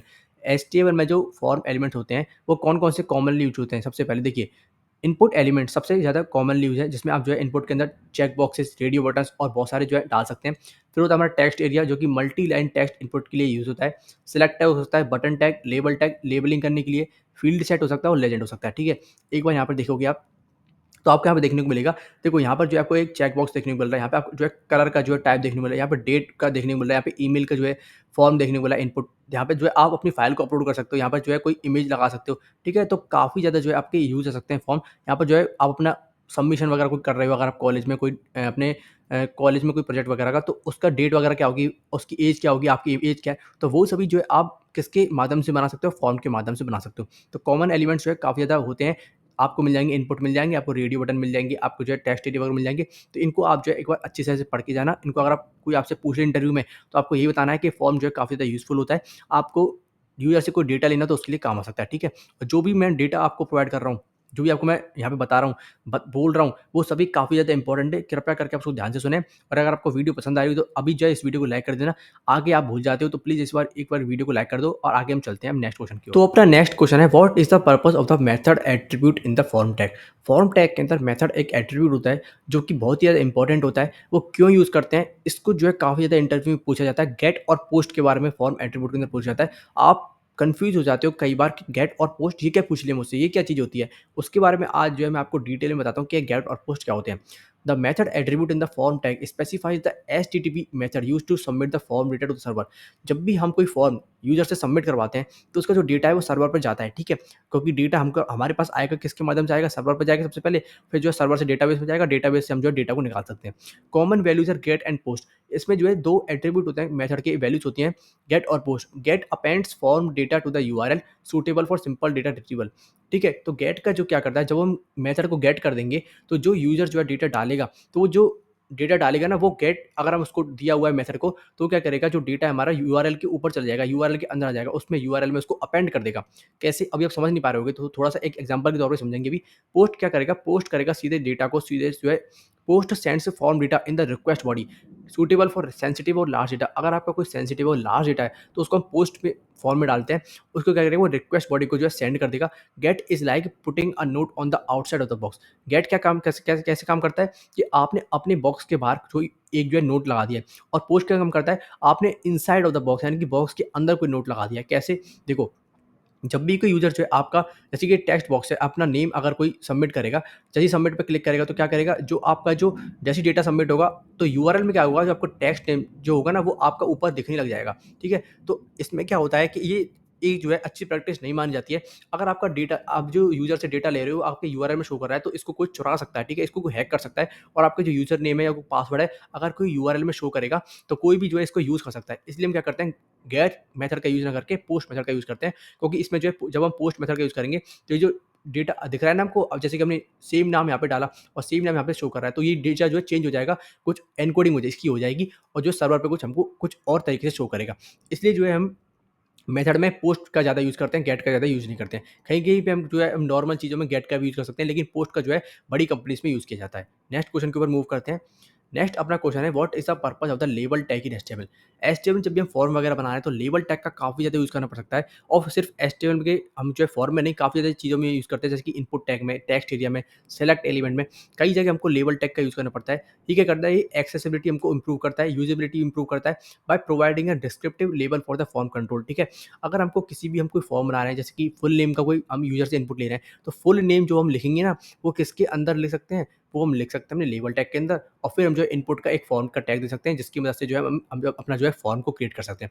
Making it easier for users to understand its purpose, कि हम जो है कोई टेक्स्ट एरिया बना रहे हैं, तो टेक्स्ट एरिया क्यों बना रहे हैं, उसका नाम क्या है, ठीक है? क्या वो कमेंट है या कोई मैसेज है, क्या आपको कोई फीडबैक फॉर्म है? टेक्स्ट एरिया कुछ भी हो सकता है, ठीक है? तो उसका नेम क्या होगा, ठीक है? उसका पर्पज़ क्या होगा, वो हम किससे डिफाइन कर सकते हैं, वो हम लेबल से डिफाइन कर सकते हैं। कैसे बनाएँगे? तो यहाँ पे देखो एक फॉर्म बना रखा है, इसको आईडी माय फॉर्म दे रखी है। एक लेबल बनाया है फॉर नाम का, ठीक है? जिसमें हमने नेम दे दिया है। नेम हमने जो है बाहर लिखेंगे लेबल के, फिर इनपुट के हुए एक आईडी दी है नेम, ठीक है? आपको समझने वाली बात क्या है, जो भी लेबल का जो फॉर होता है ना, जैसे कि फॉर में हमने ईमेल लिखा है, तो ये आईडी के जो है ईमेल ये सेम होना चाहिए। ये आपको समझना है, तभी जो है ये दोनों बाइंड हो जाएँगे, लिंक हो जाएँगे। जब कोई डेटा सर्वर पर जो है सबमिट होगा, तो उसको पता चल जाएगा कि ईमेल का डेटा है और लेबल और इनपुट, जैसे कि यहाँ पे देखो फॉर में जो है नेम लिखा है, इस वाले नेम के लिए तो आईडी में भी इसमें नेम लिखा है। इसमें जो है लेबल में फॉर में हमने ईमेल लिखा है, तो इसमें भी आईडी में ईमेल लिखा है और लास्ट में हमने जो है क्या किया, इनपुट टाइप में सबमिट दे दिया है। तो दोनों सेम होनी चाहिए, लेबल का फॉर का जो वैल्यू है वो और इनपुट की जो आईडी की जो वैल्यू है ना ईमेल, वो दोनों के दोनों सेम होने चाहिए। नेक्स्ट क्वेश्चन के ऊपर मूव करते हैं। नेक्स्ट अपना क्वेश्चन है, what is the purpose of the select tag in HTML? Select tag का क्या यूज़ होता है एचटीएमएल के अंदर, वो देखते हैं। The select tag in HTML is used to create drop down list of options from which the user can select one or more choices. Select tag का हम यूज़ करते हैं एक ड्रॉप डाउन लिस्ट बनाने के लिए, जिसकी मदद से यूज़र जो है एक से ज़्यादा चॉइसेस को सेलेक्ट कर सकता है, ठीक है? किसी भी अपने एचटीएमएल के डॉक्यूमेंट में आप एक लिस्ट बना सकते हो कि बहुत सारे आपने ऑप्शंस दे दिए यूज़र को, इसमें से कोई भी एक सेलेक्ट कर सकता है, ठीक है? It's commonly used within forms to provide users with a predefined set of choices for input such as selecting a country या category or preference form list, ठीक है? आपने फॉर्म में दिख रहा होगा कि कंट्री की एक लिस्ट खुलती है, आपकी जो भी कंट्री हो ना उसको सेलेक्ट कर लीजिए। एक लिस्ट खुलती है कि आपका इंडिया में अगर आपकी कंट्री है, तो बहुत सारे अपने स्टेट्स आ जाएँगे, ठीक है? उन स्टेट्स में जो आपका जो स्टेट है उसको सेलेक्ट कर लीजिए। तो वो लिस्ट जो बन के आती है, वो किसके माध्यम से हम बनाते हैं? वो सेलेक्ट टैग के माध्यम से हम बनाते हैं। इसका सिंटैक्स क्या होता है? सेलेक्ट लिखेंगे, ठीक है? सेलेक्ट के अंदर जो है सबसे इंपॉर्टेंट जो एक टैग होता है, वो होता है ऑप्शन। ऑप्शन के हमको अंदर देना होता है वैल्यू का एट्रिब्यूट, उसकी वैल्यू देनी होती है ऑप्शन 1, ठीक है? ये जो वैल्यू होती है, जो वैल्यू हम देते हैं, ये सर्वर को पता चलता है कि इसकी वैल्यू क्या है और बाहर जो है हम जो है क्लाइंट साइड पे दिखाते हैं कि इसके जो है ऑप्शन क्या है। जैसे कि यहाँ पे हम बना सकते हैं ऑप्शन 1, ऑप्शन 2, ऑप्शन 3, ठीक है? आप जो है कितने भी ऑप्शंस इसमें ऐड कर सकते हो। एक एग्जांपल के तौर पे देखोगे तो सिंपल सेलेक्ट क्या होगा, आपने जो है जैसे बूटस्ट्रैप का HTML5 इन सभी का जो है हमने क्या बना रखा है, एक ड्रॉप डाउन लिस्ट बना रखी है, तो सेलेक्ट टैग लेंगे और सभी जितने भी हमारी प्रोग्रामिंग लैंग्वेज वगैरह है, उन सभी का जो हमने एक ड्रॉप डाउन लिस्ट बना रखी है यहाँ पे। तो काफ़ी ईज़ी होता है सेलेक्ट टैग के माध्यम से एक ड्रॉप डाउन लिस्ट बनाना। नेक्स्ट अपना क्वेश्चन है, what is the purpose of the text area tag in HTML? Text area tag का क्या हम कब यूज़ करते हैं, क्या पर्पज़ होता है एचटीएमएल के अंदर? The text area tag in HTML is used to create a multiline text input field, ठीक है? अगर आपको अपने यूज़र से बहुत सारी लाइन का एक टेक्स्ट लेना है, यानी कि जैसे कि कमेंट लेने हैं, ठीक है? तो कमेंट जो है एक से ज़्यादा लाइन के हो सकते हैं, तो हम क्या कर देंगे, एक टेक्स्ट एरिया बना देंगे, जिसको हम जो है फॉर्म के अंदर भी ज़्यादातर यूज़ कर सकते हैं या फिर आपको फीडबैक वगैरह लेनी है अपने यूज़र से, ठीक है? तो हम किसका यूज़ कर सकते हैं, अपने टेक्स्ट एरिया टैग का यूज़ कर सकते हैं। Allowing users to enter multiple line of text, it's useful for capturing longer form of responses such as comments, messages और other free form text inputs within a form on a web page. अगर आपको अपने user से कोई long form responses लेने हैं, तो आप इसका यूज़ करोगे, टेक्स्ट एरिया का यूज़ करोगे। इसको आप बनाओगे कैसे? टेक्स्ट एरिया लिखोगे, आईडी दे दोगे उसकी मैसेज, ठीक है? नेम दे दोगे मैसेज। इसमें आपको जो है एक एट्रिब्यूट देना होता है रोज़ का और कॉलम्स का, ठीक है? रोज़ और कॉलम्स का आपको बताना होगा कि कितने रो का और कितने कॉलम्स का आपको जो टेक्स्ट एरिया बनाना है, कितना बड़ा आपको टेक्स्ट एरिया चाहिए, तो उसको आपको डिफाइन करना होता है, ठीक है? एक एग्जांपल आप देख सकते हैं यहाँ पर, एक टेक्स्ट एरिया बना रखा है, तो यहाँ पे एक आपको बॉक्स देखने को मिल जाएगा, कुछ इस तरह का आपको जो है यहाँ पर आपका बॉक्स क्रिएट होकर आ जाएगा। इस बॉक्स के अंदर जो है आप अपने कोई भी यूज़र जो है अपना डेटा डाल सकता है, कोई अपना जो है अपना जो फीडबैक वगैरह उसको शेयर कर सकता है। तो काफ़ी जो है आसान हो जाता है आप सभी के लिए। अगर आपको कोई यूज़र के लिए डेटा लेना है जो कि काफ़ी ज़्यादा लाइन का हो सकता है, काफ़ी बड़ा हो सकता है, तो उसको जो है आप अपने टेक्स्ट एरिया के अंदर डाल सकते हो। नेक्स्ट अपना क्वेश्चन है, what is the purpose of the I frame tag in HTML? HTML में आई फ्रेम टैग का क्यों हम यूज़ करते हैं, वो हम देखते हैं। ठीक है, iframe tag in HTML is used to embed another HTML document within the current document. ठीक है, अगर आपको अपने एचटीएमएल की किसी करंट डॉक्यूमेंट के अंदर किसी और डॉक्यूमेंट को एम्बेड करना होगा, या एचटीएमएल का कोई डॉक्यूमेंट हो, या किसी वेबसाइट को के कंटेंट को एम्बेड करना हो, या यूट्यूब की कोई वीडियो लगानी हुई, तो उसके लिए हम किसका यूज़ करते हैं? आई फ्रेम टैग का यूज़ करते हैं। It allows for the inclusion of content from another source. ये क्या करता है, किसी अनदर सोर्स से, किसी यूट्यूब की कोई वीडियो है वो दूसरे यूट्यूब के प्लेटफॉर्म पे है, लेकिन आपको अपने वेब पेज के अंदर चाहिए, तो हम किसका यूज़ करेंगे? आई फ्रेम टैग का यूज़ करेंगे। जैसे कि कोई वीडियो हो सकती है, कोई मैप हो सकता है। अगर आपको अपने वेब पेज पे कॉन्टैक्ट इन्फॉर्मेशन शो करा है, तो आपने देखा होगा कि जो है मैप आता है, कि मैप अगर आपको हमारी दुकान की जो लोकेशन है, हमारी वेबसाइट ये है, तो उसमें जो है मैप आ जाता है, तो वो मैप किसके माध्यम से लगता है? वो आई फ्रेम टैग के माध्यम से लगाया जाता है। कोई सोशल मीडिया की विजिट हो सकती है, कोई वेब पेज पे अगर आपको शो करानी है, तो आई फ्रेम टैग जो है काफ़ी ज़्यादा जो है यूज़फुल होता है। This is commonly used for integrating external content while maintaining the structure of the main page. आपको जो है अपने मेन पेज का स्ट्रक्चर भी मेंटेन करके रखना है, और जो है बाहर से किसी एक्सटर्नल कंटेंट को भी इंटीग्रेट करना है, तो हम किसका यूज़ करेंगे? हम आई फ्रेम टैग का यूज़ करेंगे। एक एग्जांपल के तौर पर आप देख सकते हो यहाँ पर आई फ्रेम टैग क्या कर रहा है, किसी दूसरी वेबसाइट के जो है कंटेंट को अपनी वेबसाइट पे शो करा रहा है। यहाँ पे देखो कंटेंट ऐसे, जैसे अगर आपने किसी भी यूट्यूब के पेज को लगा दिया, तो यूट्यूब का पेज जो है यहाँ पे आपको शो करने लग जाएगा, और आपको जो है स्क्रॉल बार भी मिल जाएगी, जिसको आप जो है स्क्रॉल भी कर पाओगे। आप इसको हॉरिजॉन्टली भी स्क्रॉल कर पाओगे, इसको आप वर्टिकल भी स्क्रॉल पाओगे। तो आई फ्रेम टैग जो होता है काफ़ी ज़्यादा यूज़फुल होता है, किसी दूसरे वेबसाइट के कंटेंट को अपनी वेबसाइट में शो कराने के लिए काम आता है। तो अपना नेक्स्ट क्वेश्चन है, what is the purpose of the div and spend tag in HTML? आपने देखा होगा डिव और स्पेंड टैग काफ़ी ज़्यादा यूज़ आते हैं, और काफ़ी ज़्यादा इनमें जो कॉन्ट्राडिक्शन आपको देखने को मिलता है। तो दोनों का मेन पर्पस क्या होता है, वो जल्दी से देख लेते हैं। The div tag in HTML is a block level element used to create a division or section in a web page. div tag क्या करता है, एक ब्लॉक लेवल एलिमेंट होता है इसका नेचर से। ये क्या करता है, एक डिवीजन या सेक्शन बनाने के लिए काम करता है आपके वेब पेज के अंदर। इसके अंदर आप क्या कर सकते हो, कई सारे जो है एलिमेंट्स को कंटेनर के तौर पर div tag काम करता है, और बहुत सारे टैग्स को आप जो है div tag के अंदर डाल सकते हो। जैसे कि हेडिंग बना लिया आपने, पैराग्राफ बना लिया, ठीक है, उन सभी रिलेटेड कंटेंट को आप एक div के अंदर डाल सकते हो। div को कोई आईडी प्रोवाइड करके उसको सारी सारी स्टाइलिंग दे सकते हो। तो वो सारी स्टाइलिंग जो है डिव को प्रोवाइड तो होगी ही, उसके अंदर जो भी कंटेंट पड़ा होगा ना, H1P, उन सभी को जो भी बैकग्राउंड कलर आप दोगे या कलर दोगे, वो सभी उनको भी जो है अप्लाई हो जाएँगे एक संग ही। It's commonly used for grouping and styling content और क्रिएटिंग लेआउट स्ट्रक्चर्स। वही मैंने आपको हिंदी में बताया, ठीक है, कि क्या काम करता है, ग्रुपिंग करने के काम आता है, स्टाइलिंग कंटेंट करने के काम आता है, कंटेंट को स्टाइल करने के काम आता है। इसके विपरीत होता है हमारा स्पैन टैग। स्पैन टैग क्या होता है, कि इनलाइन एलिमेंट है जो कि स्टाइल्स को अप्लाई करने के काम आता है किसी स्पेसिफाइड सेक्शन पे ऑफ टेक्स्ट पे, जैसे कि ब्लॉक लेवल एलिमेंट की, जैसे कि डिव के अंदर ही अगर आप स्पैन का यूज़ कर रहे हो, ठीक है? तो स्पैन टैग क्या करेंगे, तो इनलाइन एलिमेंट है, यानी कि अपनी ही जगह लेगा। पहले हम पढ़ चुके हैं ब्लॉक लेवल और इनलाइन में क्या डिफरेंस है, अपनी ही जगह लेगा, ज़्यादा जगह नहीं लेगा। It's often used for styling purposes और targeting specific text for CSS और जावास्क्रिप्ट मैनिपुलेशन, ठीक है? ये एक स्टाइलिंग पर्पस के लिए ज़्यादातर हम स्पैन का यूज़ करते हैं, एक टारगेटिंग करने के लिए, कि हमको जो है सिर्फ़ इस वाले टैग को जो है स्पैन के अंदर डालना है, इस वाले एलिमेंट को डालना है, ठीक है? या फिर इस वाले टेक्स्ट को डालना है, और इसको जो है हम अपने इनलाइन एलिमेंट की तरह शो कराना चाहते हैं, तो उस कंटेंट को हम कैसे डालेंगे, स्पैन के अंदर डालेंगे। एक यहाँ पे आप देख सकते हो, डिफरेंस देख सकते हो, we already saw div it groups together elements. Div क्या करेगा, एलिमेंट्स को ग्रुप करने के काम करेगा। स्पैन भी सिमिलर होता है, बस इसमें क्या डिफरेंस होता है कि ये इनलाइन एलिमेंट की तरह काम करता है, ना कि डिव की तरह ब्लॉक की तरह काम करता है। नेक्स्ट अपना क्वेश्चन है, what is the purpose of the canvas tag in HTML? Canvas tag क्या है? ये कैनवास टैग जो है एचटीएमएल5 का लेटेस्ट टैग है, और काफ़ी ज़्यादा जो है कंफ्यूजिंग टैग है, ठीक है? बहुत सारे लोगों को समझ में नहीं आता है, और बहुत सारे लोगों ने तो इसका नाम भी नहीं सुना होगा, कैनवास टैग। इसको हम ज़्यादा जो है एचटीएमएल में यूज़ करते भी नहीं हैं, लेकिन कई बार जो है इंटरव्यू में इसको पूछ लिया जाता है आपकी एचटीएमएल की नॉलेज को चेक करने के लिए। कैसे, देखो, the canvas tag in HTML is used to draw graphics, animations और interactive visualization directly within a web page using JavaScript. Canvas tag क्या करता है, एचटीएमएल के अंदर ग्राफिक्स को ड्रॉ करने के लिए, एनिमेशंस बनाने के लिए, या फिर इंटरैक्टिव विजुअलाइजेशंस आपको अगर बनानी है, इंटरैक्टिव विजुअल आपको बनाने हैं, तो आप जो है अपनी वेब पेज के अंदर डायरेक्टली बना सकते हो, बिना जो है जावास्क्रिप्ट को यूज़ करे। मतलब जावास्क्रिप्ट तो आपको यूज़ करनी पड़ेगी, बिना सीएसएस को यूज़ करे आप जो है कैनवास टैग की मदद से जो है आप ग्राफिक्स को ड्रॉ कर पाओगे। तो इसको सीखना काफ़ी ज़्यादा थोड़ा-सा कन्फ्यूजिंग होता है। ये बहुत सारे लोग जो इसको सिखाते नहीं, क्योंकि इसमें जो आपको कई सारी वैल्यूज़ का, आपको जावास्क्रिप्ट का भी इसमें यूज़ करना पड़ता है। जब आप जावास्क्रिप्ट सीख जाओगे ना, तब आप जो है कैनवास टैग को सीख सकते हो। बिना जावास्क्रिप्ट को सीखे जो है आप कैनवास टैग को नहीं सीख सकते हो। It provides a drawing surface where you can dynamically render shapes, images, text, and more आपको एक सर्विस मिल जाता है यहाँ पर, ठीक है? जहाँ पे जो आप डायनामिकली अपनी रेंडर कर सकते हो अपनी शेप्स को, कोई आप सर्कल की शेप दिखा सकते हो या इमेजेस दिखा सकते हो, allowing for the creation of dynamic and interactive content directly in the browser. आप अपने ब्राउज़र के अंदर जो है कोई डायनामिक और इंटरैक्टिव कंटेंट को जो है अलाउ कर सकते हो बनाने के लिए। आपको कोई इमेज बनानी है तो आप जो है एचटीएमएल की और जावास्क्रिप्ट के माध्यम से जो है एक इमेज को बना सकते हो कैनवास टैग का यूज़ करके, ठीक है? इसको कैसे यूज़ करते हैं देखो, कैनवास टैग हम लेते हैं, उसको ID they the my canvas, उसको विड्थ और कुछ हाइट दे दी, ठीक है? तो एक सरफेस जो है यहाँ पे कुछ बन के आ जाएगा, ठीक है? सर उसके अंदर जो आप जो कुछ भी जो है कंटेंट आप बना सकते हो, कोई इमेज बना सकते हो। जैसे कि वेयर कैनवास है, जिसने जावास्क्रिप्ट पढ़ी उसको पता है एक वेरिएबल है कैनवास नाम का, document dot gate element by ID से जो है माय कैनवास की आईडी को हमने जो टारगेट किया है। फिर जो है सीटीएक्स इसकी जो है कुछ प्रॉपर्टीज़ होती है, इनको जो आपको फिल स्टाइल, इसकी जो प्रॉपर्टी इनको आपको पढ़ना होगा, गूगल पे जाके आप इसको पढ़ सकते हो, कैनवास की क्या-क्या आईडीज़ होती है। इससे आप जो 2D एनिमेशन वगैरह जो है बना सकते हो। नेक्स्ट अपना क्वेश्चन है व्हाट इज़ सिमेंटिक एचटीएमएल? ये भी काफ़ी ज़्यादा इंपॉर्टेंट है, पूछा जा सकता है। सिमेंटिक एचटीएमएल क्या काम करता है? सिमेंटिक एचटीएमएल होता क्या है? Semantic HTML refers to using HTML elements that convey meaning beyond just formatting to improve the structure. Semantic HTML का तो हम जब यूज़ करते हैं, जब हमको सिर्फ फॉर्मेटिंग नहीं करनी है हमको अपने वेबसाइट की, सिर्फ हमको कंटेंट शो नहीं कराना है, उसको जो है एक स्ट्रक्चर भी प्रोवाइड करना है कि हम जो है अगर हेडर बना रहे हैं, तो हेडर का मेन पर्पज़ क्या होता है, वो सबसे ऊपर आता है किसी भी वेबसाइट के अंदर। फुटर बना रहे हैं, तो फुटर का मतलब क्या होता है, वो सबसे नीचे आता है किसी वेबसाइट के अंदर। नेविगेशन बना रहे हैं, आर्टिकल बना रहे हैं, सेक्शन बना रहे हैं, ठीक है? तो हमको एप्रोप्रिएट टेक्स्ट का यूज़ करना है, जिससे कि हम अपनी वेबसाइट का जो है एक प्रॉपर स्ट्रक्चर क्रिएट कर सकें।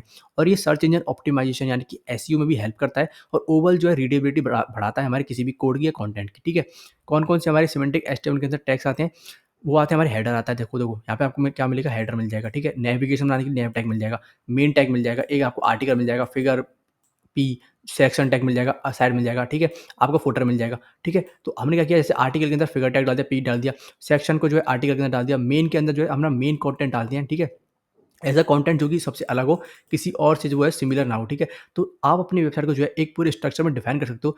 अगर आप नॉन सिमेंटिक एचटीएमएल को यूज़ करोगे तो उसमें आपको करना पड़ेगा कि सारे कंटेंट को आपको डिव के अंदर डाला, डिव के अंदर ही आपने हेडर डाल दिया, डिव के अंदर ही आपने सारी नेविगेशन डाल दी, डिव के अंदर ही आपने जो है अपने साइड टैग यानी साइड बार बना दी, डिव के अंदर ही आपने अपने मेन टैग डाल दिया। तो सिमेंटिक एचटीएमएल जो है काफ़ी ज़्यादा यूज़ होता है आपके, अगर आपको अपनी वेबसाइट को एक अच्छी तरह से डिज़ाइन करना है, ठीक है? नेक्स्ट हम देख लेते हैं कि जो है हमारा क्या-क्या पर्पस हो सकता है, हमारा मेन का, फुटर का, नेव टैग का, इन सभी का, हेडर का, इन सभी का क्या-क्या पर्पस होता है हमारे सिमेंटिक एचटीएमएल के अंदर, ठीक है? तो देखो, जो हेडर टैग जो हमारा पर्टिकुलरली जो काम आता है, वो इंट्रोडक्टरी कंटेंट को ग्रुप करने के लिए काम आता है, नेविगेशन लिंक्स को ग्रुप करने के काम आता है हमारे टॉप ऑफ द डॉक्यूमेंट पे और सेक्शन में, ठीक है? अगर आप अपनी नेविगेशन बार आपने देखोगे किसी वेबसाइट में, तो वो सभी किसी के अंदर डाली जाती हैं, वो एक नेव टैग के अंदर डाली जाती हैं और नेव टैग को पर्टिकुलरली हेडर टैग के अंदर डाला जाता है और हेडर टैग को जो है हम डिफाइन कर सकते हैं कि हमारा हेडर है, इसमें हमारा लोगो आएगा, उसमें जो है हमारे home, about us, contact us के पेजेस वगैरह आएँगे। तो हेडर जो है एक इंट्रोडक्टरी कंटेंट होता है, किसी भी वेबसाइट में सबसे पहले जो दिखाया जाएगा, वो हेडर टैग दिखाया जाएगा। फिर मेन टैग जो है कंटेन करता है प्राइमरी कंटेंट, किसी भी वेब पेज का, किसी भी डॉक्यूमेंट का। एक प्राइमरी कंटेंट यानी कि ये सबसे अलग रहेगा और सबसे जो इम्पोर्टेंट जो कंटेंट हम किसके अंदर डालते हैं, मेन टैग के अंदर। फुटर टैग क्या करता है, फुटर इन्फॉर्मेशन होती है, जैसे कि लिंक्स होती हैं डॉक्यूमेंट की, ठीक है? जैसे कॉन्टैक्ट अस की, अबाउट अस की जो लिंक हो गई, ठीक है? या फिर हमारे सोशल मीडिया के पेजेस की लिंक हो गई, वो हम किसके अंदर डाल सकते हैं, फुटर टैग के अंदर डाल सकते हैं। अपनी कॉपीराइट, अपने इन्फॉर्मेशन हो सकती है, उसको हम किसके अंदर प्लेस प्लेस कर सकते हैं, उसको हम जो है फुटर टैग के अंदर प्लेस कर सकते हैं, ठीक है? नेव टैग के अंदर जो है अपनी सेट ऑफ नेविगेशन लिंक्स को डाल सकते हैं। These semantic tags improve accessibility and help search engines understand the structure of the web page, ठीक है? ब्राउज़र को जो है समझने में आसानी होती है कि हम जो सिमेंटिक टैग्स का यूज़ कर रहे हैं, यानी कि जो है हम अपनी वेबसाइट के स्ट्रक्चर बना के तैयार कर रहे हैं। अगर हम जब गूगल पे अपनी वेबसाइट को सर्च करेंगे, तो उसको जो है गूगल में सर्च करने की जो रैंकिंग्स के जो चांसेस हैं, वो काफ़ी ज़्यादा बढ़ जाते हैं, क्योंकि एसईओ में जो काफ़ी ज़्यादा हेल्प होती है जब आप ऐसे टैग्स का यूज़ करते हो। नेक्स्ट अपना क्वेश्चन है what is the purpose of the ID attribute in HTML? आपने देखा होगा एचटीएमएल में जो आईडी देते हैं, ठीक है? अभी हमने कैनवास वाले एग्जांपल में भी देखा था, फॉर्म वाले में भी देखा था। आईडी एट्रीब्यूट क्या काम करता है? ID attribute in HTML is used to uniquely identify an element within a document, ठीक है? किसी भी डॉक्यूमेंट के अंदर आप जो है किसी भी एलिमेंट को जो है अगर आपको यूनिकली आइडेंटिफिकेशन प्रोवाइड करनी है कि ये हमारा जो फॉर्म है, ये हम जो है साइन अप के लिए बना रहे हैं, ये वाला जो फॉर्म है हम जो लॉगिन के लिए बना रहे हैं, ये वाला जो डॉक्यूमेंट है हम किसी चीज़ यूनिक चीज़ की बना रहे हैं, तो उसको जो है हम आईडी प्रोवाइड करते हैं। जैसे कि हमारा खुद का नाम होता है, ऐसे ही हम जो है किसी भी डॉक्यूमेंट के किसी भी एलिमेंट को आईडी प्रोवाइड कर सकते हैं, जिससे कि उसका नाम पता चल जाए कि भाई हाँ, ये वाला जो हेडिंग है, ये हेडर के लिए, ये वाली जो हेडिंग है, ये फुटर के लिए। तो उसकी एक आईडी प्रोवाइड कर दो, जिससे कि उसको जो स्टाइलिंग देने में हमको जो है आसानी हो सीएसएस में, ठीक है? जावास्क्रिप्ट में जब आप उसको मैनिपुलेट करेंगे, ठीक है? तो उसमें भी हमको आसानी होगी। Allowing developers to target specific elements for styling or interactivity, वही मैंने बताया, स्टाइलिंग के लिए, इंटरैक्टिविटी के लिए, स्पेसिफिक एलिमेंट्स को टारगेट करने के लिए जो है हम आईडी का यूज़ करते हैं। Each ID value must be unique with in document, her ID जो हम देते हैं किसी भी एलिमेंट को, वो यूनिक होनी चाहिए। अगर आपका नाम हर्ष है, तो आपका नाम जो है हर्ष के अलावा ध्रुव नहीं हो सकता। तो हर इंसान का जो नाम है वो दोस्तों वो अलग होता है, हमारे घर में सबका नाम अलग होता है। हम ऐसी जो है हर आईडी को अपनी वेब पेज के अंदर जो है अलग यूनिक आईडी दे देते हैं, जिससे कि जो है हमको डॉक्यूमेंट में किसी भी आईडी को पर्टिकुलर किसी भी एलिमेंट को टारगेट करके उसको प्रोवाइड करना हो कुछ भी इन्फॉर्मेशन तो उसको आसानी से हम दे पाएँ। देखो कैसे बनाएँगे, एक हमने एच-1 लिया ठीक है, एच-1 लेने के बाद हम क्या कर रहे हैं, एच-1 में क्या कर रहे हैं, एक आईडी दी एच-1 को इसको क्या कहती है टाइटल। तो हम एच-1 को क्या बता रहे हैं कि ये जो आईडी है टाइटल, अब हम इसको अगर एच-1 को स्टाइल वगैरह करना होगा, तो आईडी को सिलेक्ट करेंगे टाइटल वाली को, ठीक है? और इस एच-1 को जो है कोई भी इसका कलर वगैरह चेंज करना हुआ, इसका फ़ॉन्ट साइज़ बढ़ाना हो तो वो हम किसकी मदद से करेंगे, सो हम जो है आईडी के माध्यम से करेंगे। तो काफ़ी ज़्यादा जो है यूज़फुल एट्रीब्यूट होता है आईडी हमारा। नेक्स्ट अपना क्वेश्चन है what is the purpose of the Meta tag in HTML. हमने देखा था हेड के अंदर जो है मेटा टैग लिखते हैं, तो मेटा टैग का पर्टिकुलरली यूज़ क्या होता है वो हम देखते हैं, वो हम पढ़ते हैं। तो meta tag in HTML is used to provide metadata about the HTML document. ठीक है, मेटा डेटा क्या होता है, जो कि आपके एसईओ में जो सबसे ज़्यादा काम आ जाता है ना, वो होता है हमारा हमारा मेटा डेटा। जैसे कि it include information such as character encoding. आप जो है कौन से कैरेक्टर एन्कोडिंग का यूज़ कर रहे हो, ठीक है? व्यू पोर्ट सेटिंग्स आपकी क्या है, आपकी ऑथरशिप क्या है, यानी कि ऑथर का नेम वगैरह क्या है, कीवर्ड्स वगैरह कौन-कौन से हैं, डिस्क्रिप्शन आपको अपनी वेबसाइट की देनी है। तो ऐसा ऐसा मेटा डेटा जो कि आप जो है एसईओ वगैरह यानी कि आपकी वेबसाइट को रैंक कराने में, सर्च इंजन ऑप्टिमाइजेशन में जो हेल्प करता है, वो होता है हमारा Meta data. This metadata is utilized by browsers, search engines, and other web services for various purposes, including rendering, indexing, and search result display. आपकी जो वेबसाइट है वो कैसे डिस्प्ले होगी, ठीक है? उसकी इंडेक्सिंग कैसे होगी, उसको रेंडर कैसे करेंगे, तो मेटा डेटा जो है काफ़ी ज़्यादा यूज़फुल होता है। ठीक है? आपको जो है एसईओ वगैरह में जो है मेन हेल्प करेगा। आपके ब्राउज़र को बताएगा कि कैसे आपकी वेबसाइट को अच्छी तरह से यूटिलाइज़ करना है। कैसे देखो यहाँ पे मेटा डेटा का कैसे यूज़ कर रहे हैं, हमने मेटा टैग लिया, उसकी कैरेक्टर सेट क्या है, यूटीएफ-8। यूटीएफ एक कैरेक्टर सेट है जिसकी मदद से जो है हम अपनी वेबसाइट के जो भी हम कैरेक्टर वगैरह यूज़ कर रहे हैं ना, उनका जो है एक कैरेक्टर सेट बताता है कि हम यूटीएफ-8, आप इसके बारे में पढ़ सकते हो कि यूटीएफ-8 क्या होता है, बफर क्या होता है, ये कैरेक्टर सेट होते हैं, ठीक है? कहाँ पे डालेंगे इसको, हेड के अंदर डालते हैं, जैसे कि टाइटल के ऊपर जो है आपको मेटा टैग जो है देखने को मिलते हैं। नेक्स्ट अपना क्वेश्चन है what is the purpose of the alt attribute in the image tag. Image tag के अंदर ऑल्ट एट्रीब्यूट का हम क्यों यूज़ करते हैं? The alt attribute in the image tag specifies alternative text for an image. जब भी आप अपने किसी भी डॉक्यूमेंट के अंदर इमेज डालते हो और किसी भी कारण से अगर आपकी इमेज लोड नहीं हो पाती है, तो एक हम ऑल्ट एट्रीब्यूट में जो है एडवांस में दे के रखते हैं कि अगर हमारी इमेज गलती से शो ना हो, कोई इमेज हमारी ब्रोकन हो जाए, यानी कि इमेज हमारी चली जाए, कोई लिंक से अगर आप इमेज दे रहे हैं, अगर लिंक हमारी ब्रोकन हो जाए, कहीं से डेटा डिलीट हो जाए हमारा, तो ऑल्टरनेटिव में क्या शो होना चाहिए अगर इमेज शो ना हो? तो यहाँ पे लिखा जाना चाहिए जैसे इमेज नॉट फाउंड। अगर इमेज शो नहीं हो रही तो इमेज का एक आइकन आ जाए छोटा-सा और वहाँ पे क्या शो हो जाए, image not found. It's displayed in place of the image if the image file can not be loaded और if the user is using a screen reader, ठीक है? अगर कोई इमेज फाइल लोड नहीं हो पाती है तो उसके बदले में क्या शो होना चाहिए, वो जो हम ऑल्ट एट्रीब्यूट के अंदर लिख देते हैं। It's essential for accessibility providing a textual description of the image content for visually impaired users. जो विजुअली इम्पेयर्ड यूजर्स होते हैं उनका जो है टेक्सचुअल डिस्क्रिप्शन भी जो है हम ऑल्ट एट्रीब्यूट के माध्यम से जो है दे सकते हैं। कैसे? इसको लिखेंगे कैसे? इमेज टैग लिया, सोर्स के अंदर जो है हम अपनी इमेज का जो है पाथ डालते हैं, जैसे एग्जांपल डॉट जेपीजी। ऑल्ट के अंदर क्या डाल देंगे, a beautiful sunset over the ocean, ठीक है? इस इमेज का जो भी कॉन्टेक्स्ट होगा उसको हम जो है डाल देंगे। अगर ये इमेज लोड नहीं कर पाती तो ये जो कॉन्टेक्स्ट है, ये जो टेक्स्ट है ना, ये शो कर जाएगा हमारी वेबसाइट के अंदर। कैसे देखो, यहाँ पे हमने एक इमेज लगा रखी है लेकिन इमेज शो नहीं कर रही है, तो यहाँ पे क्या लिखा होगा, गीक्स फॉर गीक्स लोगो, ठीक है? तो हमने ये क्या करा, ऑल्ट के अंदर ये लिख दिया होगा, तो यहाँ पे ये शो कर रहा है और ये इमेज का जो आइकन है, ये भी यहाँ पे आपको शो कर जाएगा कि ये इमेज थी लेकिन ये शो नहीं कर पा रही किसी भी कारण से, तो हमारा जो टेक्स्ट है वो आ चुका है यहाँ पर। नेक्स्ट अपना क्वेश्चन है what is the purpose of the field set and legend text in HTML. Field set और लेजेंड टेक्स्ट अभी हमने फॉर्म में देखे थे, तो उनका जो हम डिस्क्रिप्शन में देखते हैं डिटेल में कि फील्ड सेट और लेजेंड टैग का हम यूज़ क्यों करते हैं। तो देखो, the field set tag in HTML is used to group related form elements together. जो हम एक फॉर्म बना रहे हैं, तो उस फॉर्म को एक ग्रुप के अंदर डालने के लिए एक ग्रुप बना देंगे, एक कंटेंट का एक कंटेनर बना लेंगे फॉर्म का, उस फॉर्म के कंटेनर को फील्ड सेट के अंदर डाल देते हैं। It helps in organizing and structuring form, improving accessibility and user experience. ये क्या करता है, एक फॉर्म का एक जो है फील्ड सेट बना लिया, ठीक है? उसके अंदर जो अपना फॉर्म वो बना लिया, फॉर्म के अंदर इनपुट हो सकते हैं, आपको उसके अंदर हम full name, last name, confirm password, date of birth, country का जो है नेम वगैरह वो ले रहे हैं, ठीक है? और उस पूरे को जो हमने एक फॉर्म बना दिया लॉगिन का, एक ऐसी फॉर्म बना दी हमने साइन अप का, तो उसके अंदर किसके अंदर डाल दिया, फील्ड सेट के अंदर डाल दिया। लेजेंड टैग क्या करता है, legend tag is used within a field set element to provide an caption or description. Legend tag क्या काम करता है, फील्ड सेट को एक डिस्क्रिप्शन या कैप्शन प्रोवाइड करने की काम करता है, ठीक है? एक एग्जांपल के तौर पर हम जल्दी से देखेंगे, it adds semantic meaning to the group, ठीक है? ये एक मीनिंग प्रोवाइड करने के लिए काम आता है, adding understanding for users and accessibility tools, ठीक है? यूजर्स को बताने के लिए कि हम जो ये फॉर्म बना रहे हैं, ठीक है? यूजर्स को ये तो पता नहीं चलेगा कि हमने फील्ड सेट के अंदर डाला है, लेकिन लेजेंड टैग क्या है, हम एक कैप्शन दे देंगे कि ये जो फॉर्म है, ये किस लिए बनाया गया, ये साइन अप का फॉर्म बनाने के लिए, तो उसको एक नेम प्रोवाइड करने के लिए हम लेजेंड टैग का यूज़ करते हैं। कैसे? यहाँ पर आप देख सकते हो कि हमने एक फॉर्म बनाया है, देखो, तो हम डिटेल्स जो हम लिख रहे हैं ना, डिटेल्स जो लिख रहे हैं, ये हमने लेजेंड टैग के अंदर लिखते हैं, ये डिटेल्स है, ठीक है? और ये हम जो पूरा का पूरा फॉर्म बना रहे हैं यहाँ से यहाँ तक, ठीक है? इसको हम क्या, इसको हम जो है फील्ड सेट के अंदर डाल सकते हैं, फिर फील्ड सेट के अंदर अंदर क्या होगा, एक लेबल होगा और एक जो इनपुट फील्ड होगी, फिर लेबल होगा, फिर अपनी इनपुट फील्ड होगी। तो अपना जो है पूरा फॉर्म हम जो इस तरह से क्रिएट कर सकते हैं, उसको एक नाम दे सकते हैं, किसके माध्यम से, कैप्शन के माध्यम से। तो काफ़ी आसानी जो आपको हो जाती है कि फील्ड सेट और लेजेंड के माध्यम से जो है आप अपनी फॉर्म को एक अच्छी तरह से जो बना सकते हो। नेक्स्ट अपना क्वेश्चन है, what is the purpose of the data list tag in HTML. HTML के अंदर डेटा लिस्ट टैग का क्या पर्पस होता है? The data list tag in HTML provides a pre defined list of options for an input element. Data list tag क्या करता है, HTML के अंदर जो है एक pre defined list of option जो है प्रोवाइड करता है इनपुट एलिमेंट्स के लिए। ठीक है, कैसे? It allows users to select a value from a list while still providing the flexibility to input their own value if needed. ठीक है, कैसे? एक लिस्ट यूजर के सामने बन के आ जाती है, उसमें यूजर जैसे ही अपना कोई डेटा डालता है ना, तो वो एक जो वैल्यू है वो खुद ऑटोमेटिकली वहाँ पे शो हो जाती है। जैसे कि क्रोम, अगर कोई सर्च कर रहा है क्रोम, तो आप CH ही लिखोगे ना, तो आपका जो क्रोम है ना वो ऑटोमेटिकली ऊपर शो कर जाएगा। इसको हम डेटा लिस्ट के माध्यम से बना सकते हैं। तो आपको डिफरेंस समझना होगा ड्रॉप डाउन लिस्ट में और डेटा लिस्ट टैग में क्या डिफरेंस होता है। ठीक है, this enhances usability and ensure data consistency in form inputs. ठीक है, कैसे बनाएँगे? एक लेबल लेंगे, फॉर में क्या लिख देंगे, ब्राउज़र, चूज़ योर ब्राउज़र हमने क्या लिख दिया, लेबल में लिख दिया।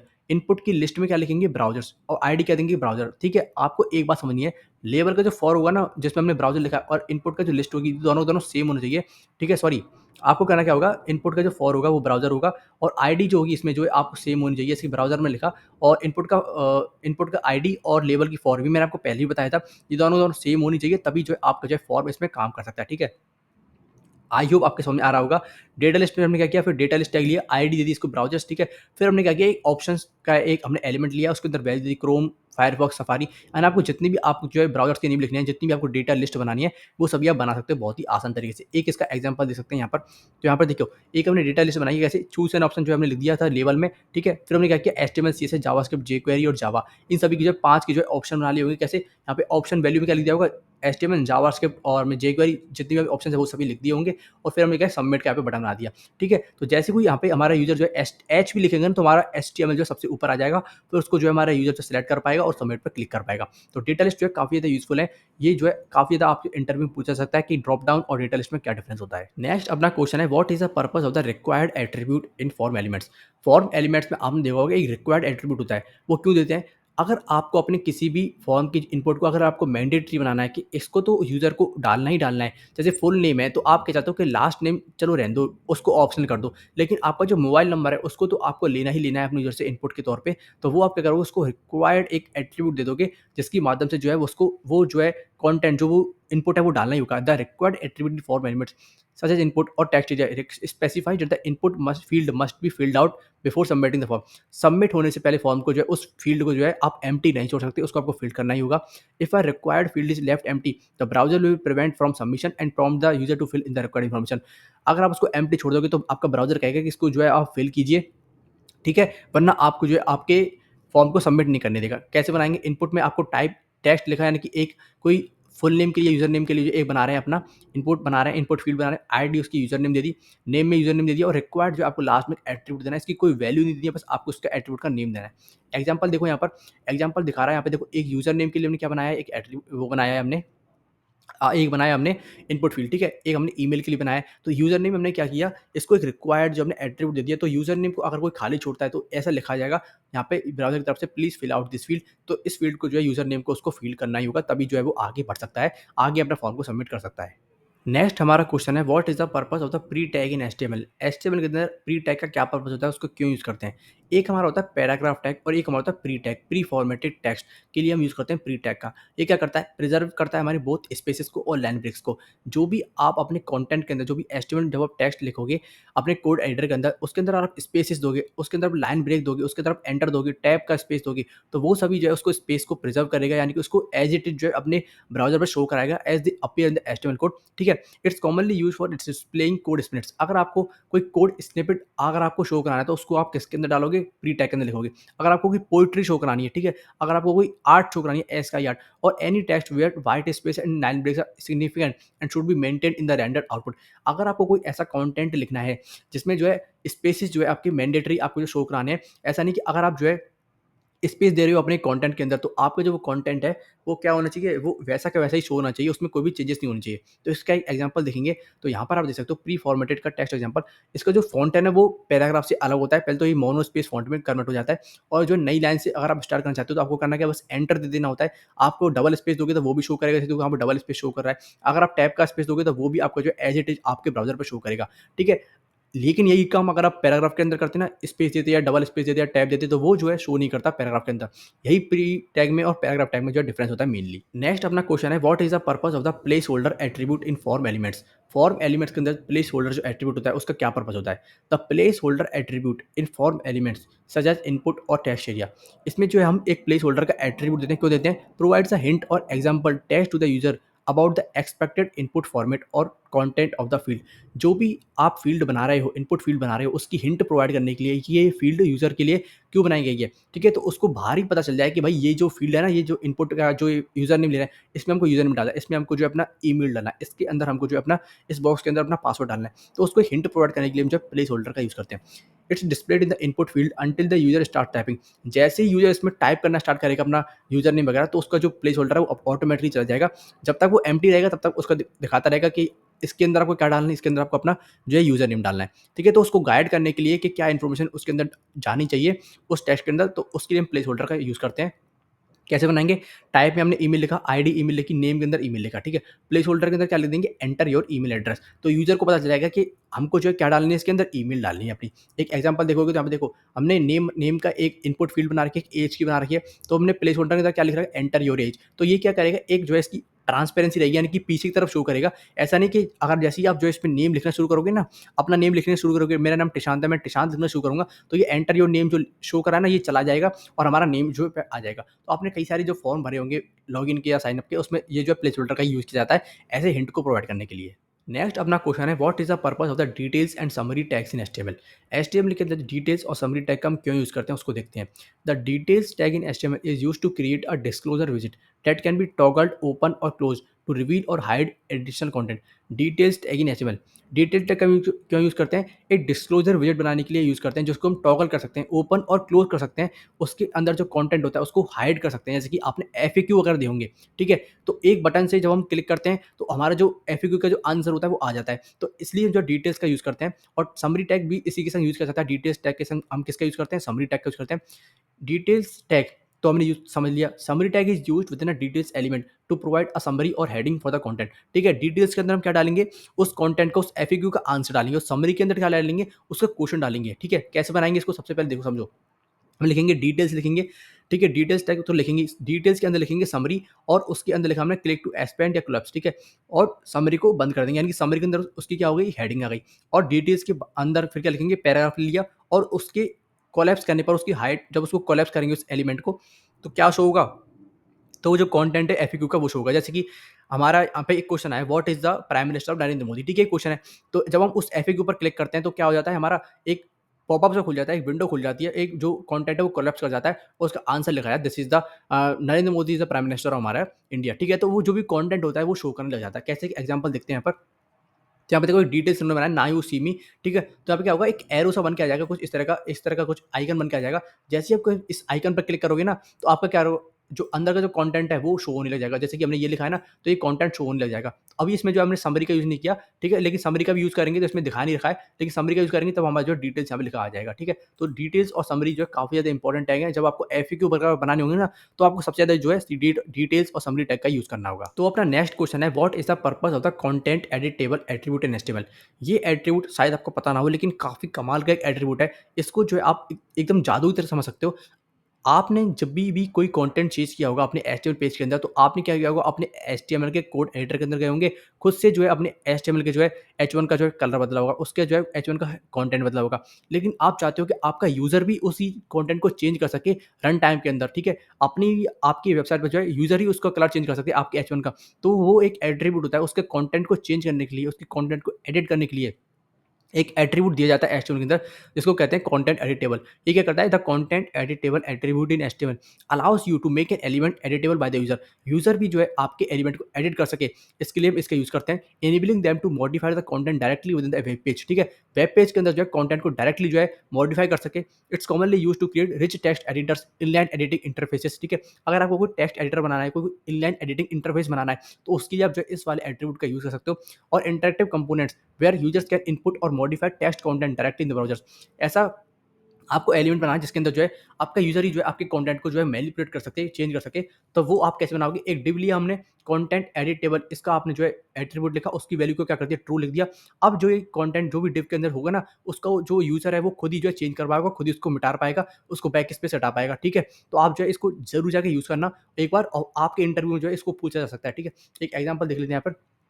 तो यहाँ पे देखो कंटेंट एडिटेबल का एक एट्रीब्यूट का एग्जांपल देखो। तो ये जो हमने क्या किया, एक जो डिव बना लिया, उसको जो है कुछ बॉर्डर दे दिया, डैश बॉर्डर। ठीक है, अब जो ये कंटेंट है ना, इस कंटेंट को जो है एडिट किया जा सकता है। ठीक है, और यहाँ पे एक बटन बना रखा है। तो इस कंटेंट को एडिट करने के लिए हमें क्या, यूजर इसको खुद ही एडिट कर सकता है। तो इसके लिए हम किसका यूज करेंगे? कंटेंट एडिटेबल एट्रीब्यूट का यूज करेंगे। काफी ज्यादा जो है इसको एक मैजिक तक समझ सकते हैं कि इसको आप जो है बिना सीएसएस के भी जो है इसको आप एक एट्रीब्यूट को देते ही जो है अपनी सीएसएस को इसमें भी एडिट कर पाओगे।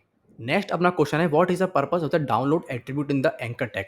एंकर टैग हमको पता है हाइपर लिंक क्रिएट करने के लिए काम आता है। ठीक है, the download attribute in the anchor tag specifies the target resource should be downloadable when the link is create. ठीक है, तो एक आपको अगर ऐसा लिंक बनाना है, ठीक है, जिसको लिंक पे जैसे ही यूजर क्लिक करे तो आपका जो कंटेंट है वो डाउनलोड होना स्टार्ट हो जाए। जैसे कि आपने देखा होगा कोई डाउनलोड बटन होता है अपना, किसके अंदर आपने कोई लिंक ऐसे देखी होगी, जब आप लिंक पे जैसे क्लिक करते हो तो आपकी कोई फाइल डाउनलोड होना स्टार्ट हो जाती है। तो उसके लिए हम किसके लिए यूज करते हैं? एंकर टैग के अंदर डाउनलोड एट्रीब्यूट का यूज करते हैं, रेदर देन नेविगेट टू। हम एंकर टैग का तो यूज करते हैं नेविगेट करने के लिए, एक पेज से दूसरे पेज पे जाने के लिए। लेकिन जब हम डाउनलोड एट्रीब्यूट उसके अंदर दे देते हैं, जैसे कि हमने क्या किया यहाँ पे, एक एचआरएफ का जो एग्जाम्पल डॉट पीडीएफ डाल दिया कि जैसे ही कोई जो है हमारे यूजर इस डाउनलोड वाली इस पर क्लिक करेगा ना, तो हमने डाउनलोड का एट्रीब्यूट दे रखा है, तो वो जो पीडीएफ है ना, ये वाली जो ऑटोमेटिकली डाउनलोड हो जाएगी उसके ब्राउजर के अंदर, उसके मोबाइल के अंदर। तो काफी अच्छा एक एट्रीब्यूट है, और आपको पता ही होना चाहिए। आपको पूछा जा सकता है कि अगर आपको किसी भी लिंक पर क्लिक करके अगर आपको किसी फाइल को डाउनलोड करना है, तो हम किस एट्रीब्यूट का कहाँ पे यूज देंगे, कौन से एलिमेंट के अंदर यूज देंगे? It allows users to download files linked on a web page such as images, document, media files directly to the device without opening them in a browser. आप ब्राउजर के अंदर उनको बिना ओपन किए जो है आप डायरेक्टली उन फाइल्स को डाउनलोड करवाना चाहते हो अपने यूजर से, तो आप किसका यूज करोगे? एंकर टैग के अंदर डाउनलोड एट्रीब्यूट का यूज करोगे। जैसे कि यहाँ पे देखो, एक डाउनलोड का बटन, एक लिंक बना रखी है, एचआरएफ के अंदर क्या दे रखा है, एक पीएनजी दे रखी है और डाउनलोड का एट्रीब्यूट दे रखा है। ठीक है, अगर आप फाइल का नेम भी आप खुद ही सेट करना चाहते हो कि जैसे ही कोई डाउनलोड पर क्लिक करे, ठीक है, जब जब वो फाइल डाउनलोड हो तो उस फाइल को किस नेम से डाउनलोड किया जाना चाहिए, तो वो भी आप खुद भी दे सकते हो। जैसे कि डाउनलोड फाइल नेम में क्या करेंगे, हमने डाउनलोड इज इक्वल टू लोगो लिख दिया, तो जब भी ये फाइल डाउनलोड होगी ना, डाउनलोड पे कोई लिंक पे क्लिक करेगा तो वो लोगो डॉट पीएनजी के नाम से डाउनलोड होगी। चाहे उस फाइल का नेम चाहे ये कुछ भी हो, लेकिन जब हमने डाउनलोड इज इक्वल टू लोगो लिख दिया, तो उस फाइल का नेम जो है हम यूजर के यहाँ पे जो है एडिट कर पाएंगे। ठीक है, तो आई होप आपके जो है ये भी समझ में आ दोस्तों गया होगा। अब हम देखने वाले हैं सीएसएस के मोस्ट आस्क्ड इंटरव्यू क्वेश्चंस के बारे में। अभी तक हमने देखे थे एचटीएमएल के most asked interview questions. HTML के जब आप इंटरव्यू देने जाओगे तो आपको जो है सीएसएस का भी क्वेश्चन आपको पूछे जाएंगे, क्योंकि फ्रंट एंड में जो हमारी एचटीएमएल, सीएसएस, जावास्क्रिप्ट, रिएक्ट ये सभी आते ही हैं। तो सीएसएस के भी इंटरव्यू क्वेश्चंस आपको क्लियर होने चाहिए, तभी जो है आप फ्रंट एंड का इंटरव्यू देने जाएँ। तो ऐसे कौन से क्वेश्चंस मैं आप सभी के लिए लेके आया हूँ जो कि इंटरव्यू में पूछे जा सकते हैं, वो आपको इस वीडियो को पूरा देखने के बाद पता चल जाएगा। तो पहले क्वेश्चन की ओर मूव करते हैं। तो पहला क्वेश्चन अपना है, what is C S S and syntax. जैसा कि हमने पहला क्वेश्चन एच टी एम एल का देखा था कि एच टी एम एल क्या होता है, ऐसे ही सी एस एस का अगर कोई इंटरव्यू देने जा रहा है तो उससे ये क्वेश्चन पूछा जा सकता है कि सी एस एस होता क्या है। तो सबसे पहले सी एस एस की फुल फॉर्म आपको जान लेनी है, कैस्केडिंग स्टाइल सीट्स। इसको आपको अच्छे से प्रोनाउंस करना है इंटरव्यू के दौरान, कैस्केडिंग स्टाइल सीट्स। ठीक है, ये एक तरह की स्टाइल सीट लैंग्वेज है use to describe the presentation and formatting of H T M L documents. क्यों यूज़ होती है? एच टी एम एल के डॉक्यूमेंट्स को फॉर्मेट करने के लिए, उनका जो है आप कलर वगैरह चेंज करने के लिए, उनको स्टाइल प्रोवाइड करने के लिए हम जो है सी एस एस का बेसिकली यूज़ करते हैं। It allows web developers to control the layout, design and appearance of web pages. ये वेब डेवलपर्स को एक एनहेंस करता है, उनको एक एज प्रोवाइड करता है कि वो अपने वेब पेज का लेआउट चेंज कर सकें, उसका डिज़ाइन बदल सकें, उसका जो अपीयरेंस है उसको चेंज कर सकें। उसमें जो है including elements like fonts, colours, spacing and positioning. अपने एलिमेंट्स में उनका फॉन्ट चेंज कर सकें, उनकी फॉन्ट का स्टाइल चेंज कर सकें, उसका कलर चेंज कर सकें, उसमें स्पेस प्रोवाइड कर सकें, उनकी पोजीशन को चेंज कर सकें। तो ये सारे के सारे काम हम किसकी मदद से करते हैं? ये हम करते हैं अपने बेसिकली सी एस एस की मदद से। C S S enhances the visual representation and user experience of websites. अगर हम अपनी वेबसाइट के अंदर सी एस एस का यूज़ नहीं करेंगे तो हमारे जो विजुअल रिप्रेजेंटेशन, यानी कि हमारे जो सी एस एस का जो बेसिक जो काम है वो यही है कि अपनी वेबसाइट को सुंदर दिखाना, ठीक है। तो उसकी प्रेजेंटेशन को अच्छा करना ही जो है हमारी अपनी वेबसाइट को प्रेजेंटेशन को और एनहेंस करना ही हमारे सीएसएस का काम होता है, ठीक है। अब इसका सिंटैक्स देखते हैं। तो इसका सिंटैक्स कैसे काम करता है, देखो अगर आपको सीएसएस को लिखना है सबसे पहले हमको एक सेलेक्टर चाहिए होता है। तो यहाँ पे हमने एक एलिमेंट सेलेक्टर लिखा है, तो H1 हमारा एक सेलेक्टर हो गया, ठीक है। अगर आप सीएसएस का इंटरव्यू देने जा रहे हो तो बेसिक चीज़ें आपको पता ही होगी, तभी तो आप इंटरव्यू देने जा रहे हो। तो मैं बस आपको जो एक बार रिवीजन करवा रहा हूँ कि इंटरव्यू क्वेश्चन ये आपसे पूछे जा सकते हैं, तो आप इनको एक बार पढ़ के जरूर जाएँ, ठीक है। इसको हम कहते हैं प्रॉपर्टी। जब हम कलर लिख रहे हैं और कलर को ऑरेंज दे रहे हैं, इसको कहेंगे प्रॉपर्टी, और आगे वाली चीज़ को कहेंगे हम वैल्यू, ठीक है। प्रॉपर्टी और वैल्यू जब हम दोनों को मिला देते हैं तो क्या हो जाता है, डिक्लेरेशन, यानी कि हम जो है एक प्रॉपर्टी को डिक्लेयर कर रहे हैं। तो यही होता है हमारा सीएसएस का सिंटैक्स। बेसिक सबसे पहले सेलेक्टर लेंगे और एक जो है किसी भी प्रॉपर्टी को हम जो है डिक्लेयर कर देंगे, ठीक है। सिंपल इतना ही होता है। नेक्स्ट अपना क्वेश्चन है, what are the advantages and disadvantages of CSS. CSS के क्या एडवांटेजेस हैं और क्या डिसएडवांटेजेस हैं वो देखते हैं जल्दी से। तो देखो सबसे पहला है सेपरेशन ऑफ कंसर्न्स, ठीक है। CSS separates content from presentation allowing for easier maintenance and updates. CSS क्या करता है, आपका जो कंटेंट है उसको प्रेजेंट करने के लिए तो हेल्प करता ही है। ये क्या करेगा, आप इससे जो है अपने वेबसाइट को अच्छी तरह से मेंटेन कर पाओगे, ठीक है। और काफ़ी ज़्यादा जो है आप इसको अपने लेआउट को चेंज कर पाओगे, ठीक है। दूसरा हमारा जो है consistency, it enables consistent styling across multiple web pages.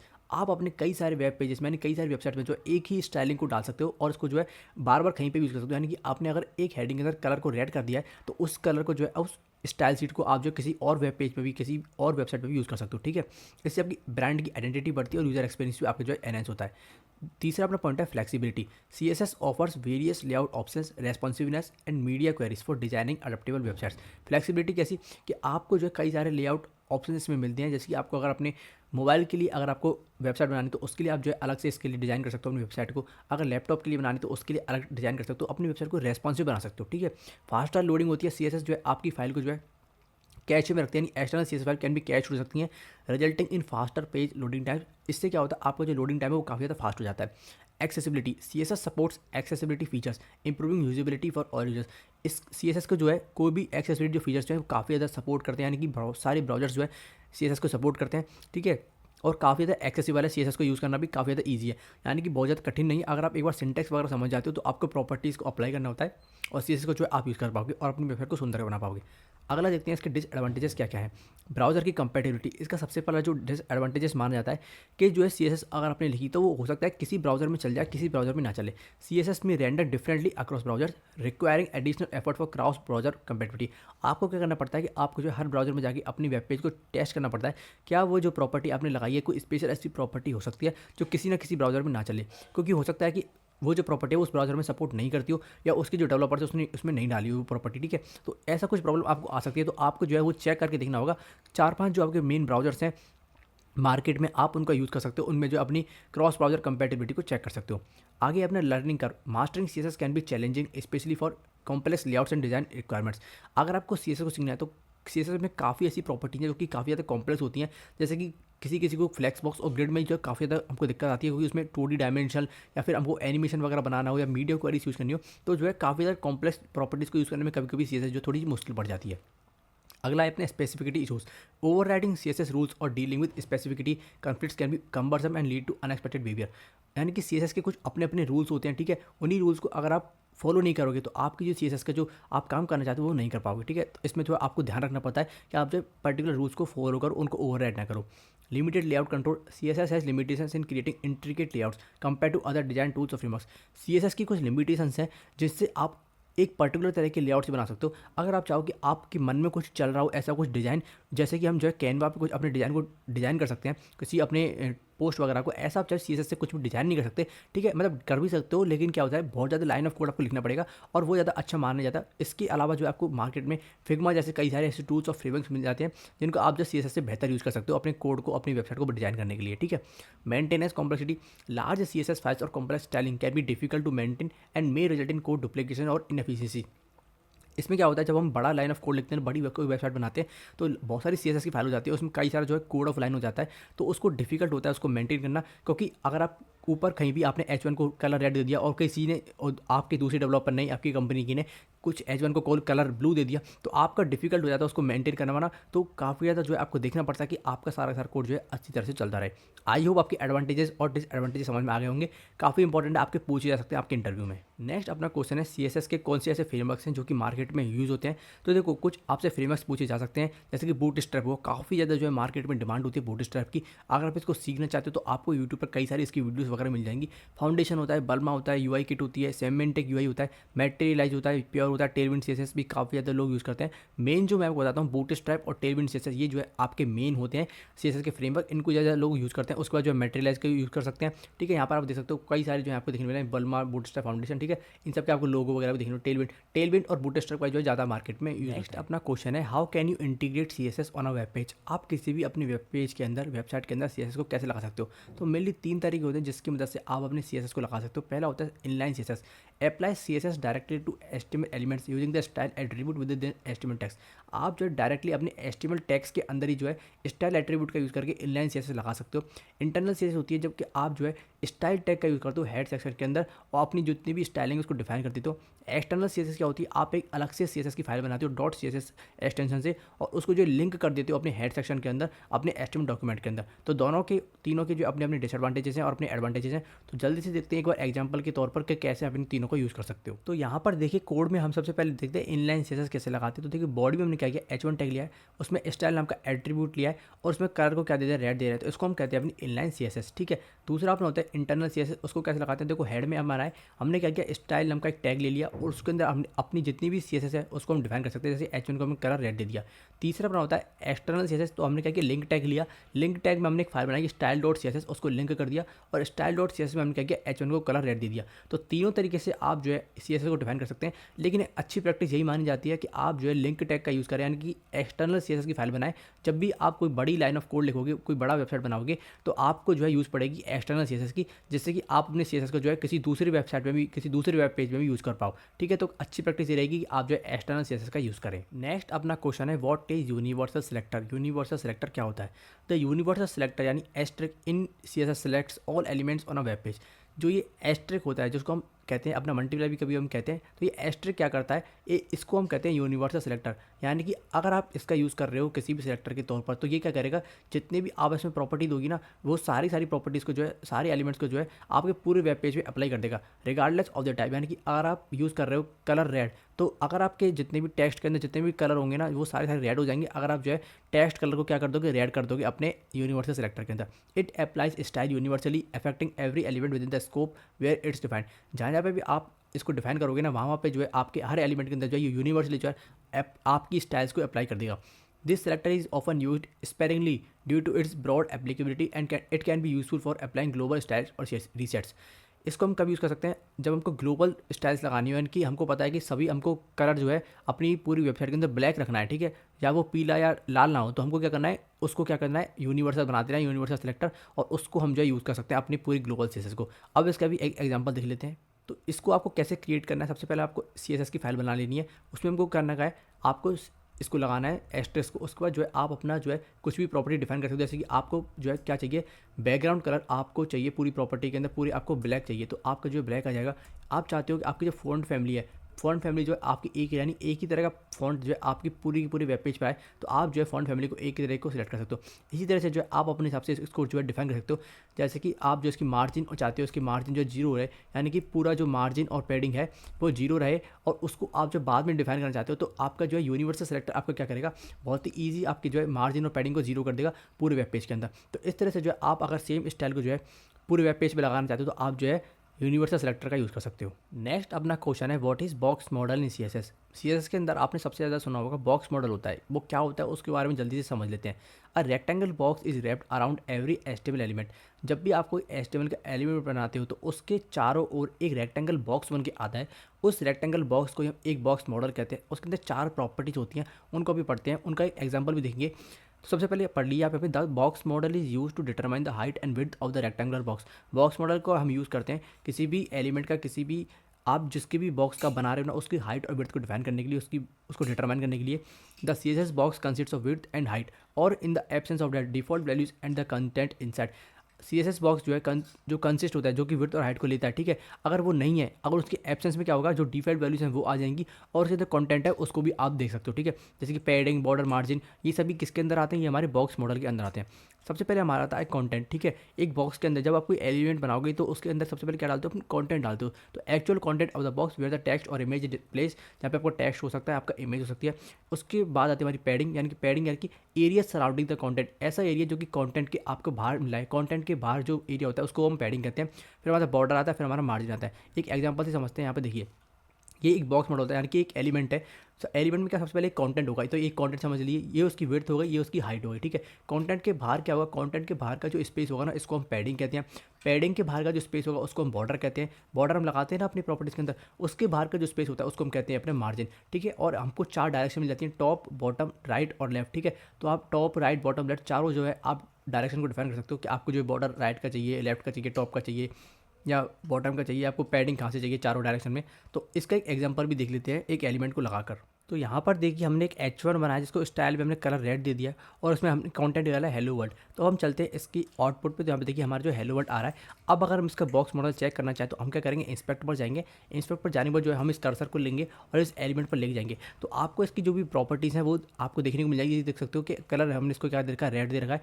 जो इसकी डिफॉल्ट प्रॉपर्टी जो CSS खुद लगाता है वो सारी आ रही है, जैसे इसका डिस्प्ले ब्लॉक होती है, फॉन्ट साइज इसका जो आ रहा है, मार्जिन वगैरह आ रहा है, इसको आपको ध्यान देना है। तो यहाँ पर आप देख सकते हो इसका बॉक्स मॉडल क्या कह रहा है। सबसे पहले इसका जो कंटेंट है अंदर, ठीक है। उसके बाद क्या इसका पैडिंग है, उसके बाद जो है इसका बॉर्डर है, उसके बाद जो क्या है इसका मार्जिन है। तो कुछ डिफॉल्ट जो है इसका मार्जिन आ रहा है 21.440। ये आप अगर चाहते हो इसके अंदर कुछ और प्रॉपर्टीज भी ऐड कर सकते हो, जैसे कि अगर आपको चाहिए इसमें कुछ चाहिए बॉर्डर, ठीक है, तो आप जो है बॉर्डर लगा सकते हो। जैसे आपने बॉर्डर लगाया, बॉर्डर लगाने के बाद इसमें क्या कर सकते हैं हम, 2 पिक्सल का सॉलिड हमको चाहिए बॉर्डर, दे दो कौन सा, ब्लैक कलर का, ठीक है। तो इसको जैसे हम जो है अप्लाई करेंगे, तो अप्लाई करने के बाद जो हमारे पास जो है एक बॉर्डर आ चुका है 2 पिक्सल का। और हमारा यहाँ पर आप देख सकते हो 1.6 1.6 1.6 जो चारों तरफ से जो है बॉर्डर लग चुका है।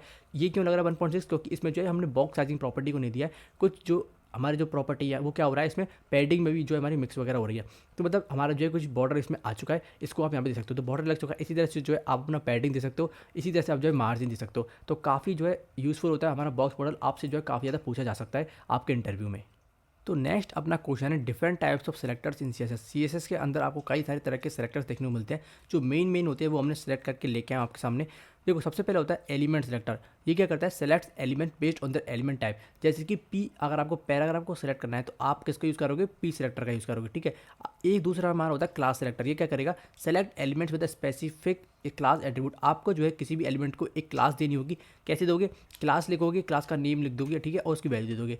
इससे आप कर सकते हो मल्टीपल, अगर आपने क्लास किसी एलिमेंट को दे रखी है, यानी बहुत सारे एलिमेंट्स को आपने मल्टीपल क्लास दे रखी है, एक ही क्लास दे रखी है, तो आप जो है उन सभी को एक ही बार में जो स्टाइल कर पाओगे, ठीक है। तीसरा अपना होता है आईडी सेलेक्टर। आईडी सेलेक्टर क्या करता है, एक सिंगल एलिमेंट को अगर आपको स्पेसिफिकली आईडी एट्रीब्यूट देके जो है आप किसी भी सिंगल एलिमेंट को जो है स्टाइल कर सकते हो।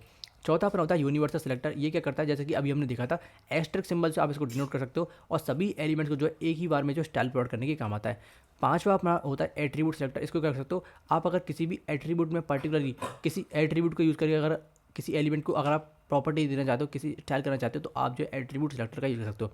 जैसे select element based on the presence और वैल्यू ऑफ द एट्रीब्यूट्स।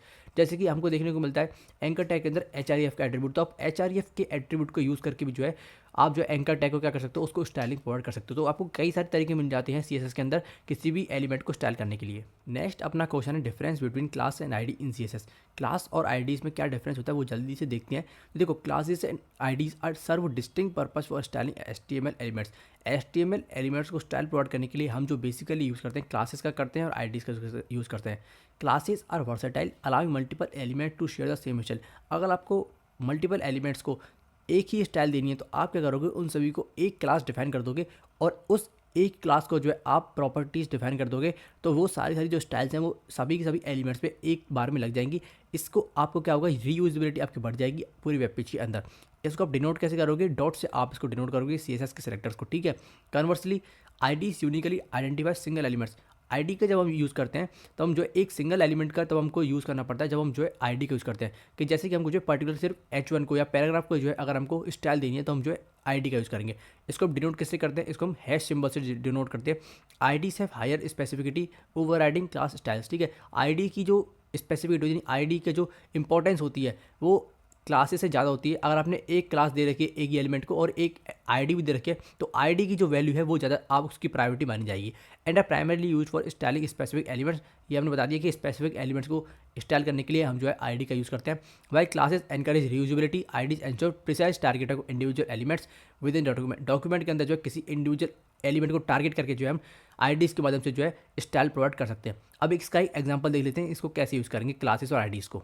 तो यहाँ पर कोड पर देखिए हमने क्या किया, एच बना रखा है जिसको हमने जो है हेलो वर्ल्ड इसमें कॉन्टेंट डाल रखा है। एक और हम एच बना सकते हैं जिसमें क्या लिख सकते हैं, लॉरेम का कुछ भी 4 वर्ड का कॉन्टेंट जनरेट कर सकते हैं। अब इन दोनों को हमको अगर स्टाइल करना है तो एक को हम एच को क्या दे सकते हैं, क्लास दे सकते हैं। इसको हम क्लास देते हैं, जैसे ये अपना हेलो अपनी इस क्लास दे दी इसको, ठीक है, हेलो हमने क्लास दे दी। उसके बाद जो है हम दूसरे वाले एच को जो है आईडी दे सकते हैं, इसको हमने आईडी दे दी, इसको हमने सेम आईडी दे दी हेलो, ठीक है। तो क्लास हमने हेलो दी है पहले एलिमेंट को और आईडी हमने हेलो दिए दूसरे एलिमेंट को। अब इनको स्टाइल अगर हम करना चाहें तो इसको भी स्टाइल कैसे करेंगे, तो डॉट से जो है हम पहला अगर हेलो लिखेंगे तो यानी कि हम पहले एलिमेंट को एक्सेस करना चाहते हैं, ठीक है। उसको कलर क्या कर देंगे, उसको कलर हमने रेड दे दिया, ठीक है, इतना आप समझ लिया। अगर हम दूसरे हैश से लगा कर हम हेलो लिखेंगे, क्या लिखेंगे हेलो, तो आपको क्या है, अगर इसको कलर दोगे तो दोनों में इसका कलर अगर आप ब्लू दोगे, ठीक है, इसका कलर आप ब्लू दोगे तो आपको क्या होगा, दोनों एलिमेंट अलग अलग हो गए, क्योंकि एक को आप जो क्लास दे रहे हो एक को आप आईडी दे रहे हो, तो दोनों का जो आउटपुट होगा वो अलग होगा। इसको हम जरा चेक कर सकते हैं यहाँ पर। तो देखो एक एलिमेंट को हमने जो है कलर रेड दिया था, पहले वाले को क्लास से दिया था, इस वाले को हमने आईडी का दे दी हेलो, दोनों को आईडी हम और क्लास हमने हेलो दे दी। लेकिन क्लास और आईडी में क्या फ़र्क है कि क्लास को हम डॉट से डिफाइन कर रहे हैं और जो है आईडी को हम कैसे डिफाइन कर रहे हैं, अपने हैश से, ठीक है। तो क्लासेस में आप जो है कई बार यूज़ कर सकते हो, रीयूज़ कर सकते हो। एक ही क्लास को जो है आप मल्टीपल एलिमेंट्स को दे सकते हो, लेकिन एक आईडी को आप जो है एक एलिमेंट को ही दे सकते हो, ठीक है। नेक्स्ट अपना क्वेश्चन है, which type of CSS holds the highest priority, कौन सी टाइप ऑफ सीएसएस का जो है हाईएस्ट प्रायोरिटी होती है। तो देखो inline CSS has the highest priority. अभी हमने 3 तरह की देखी थी, इनलाइन, एक्सटर्नल और इंटरनल। तो इनलाइन सीएसएस की जो है सबसे हाईएस्ट प्रॉपर्टी होती है, उसके बाद आ जाती है हमारी इंटरनल सीएसएस और उसके बाद आती है हमारी एक्सटर्नल सीएसएस, ठीक है, जिसकी सबसे कम जो है लीस्ट प्रायोरिटी होती है। Multiple style sheets can be defined on one page. आप जो है एक स्टाइल शीट्स को मल्टीपल स्टाइल शीट्स को जो है आप अपने वेब पेज पर डिफाइन कर सकते हो, ठीक है। जैसे कि हमने 3 बना ली अपने स्टाइल शीट्स, ठीक है, और आपने 3 एक्सटर्नल बना ली, एक आपने जो है इंटरनल बना ली, एक आपने जो है इनलाइन बना ली। तो आप जो बहुत सारी स्टाइल शीट्स का जो है यूज़ कर पाओगे आपने एक ही वेब डॉक्यूमेंट के अंदर।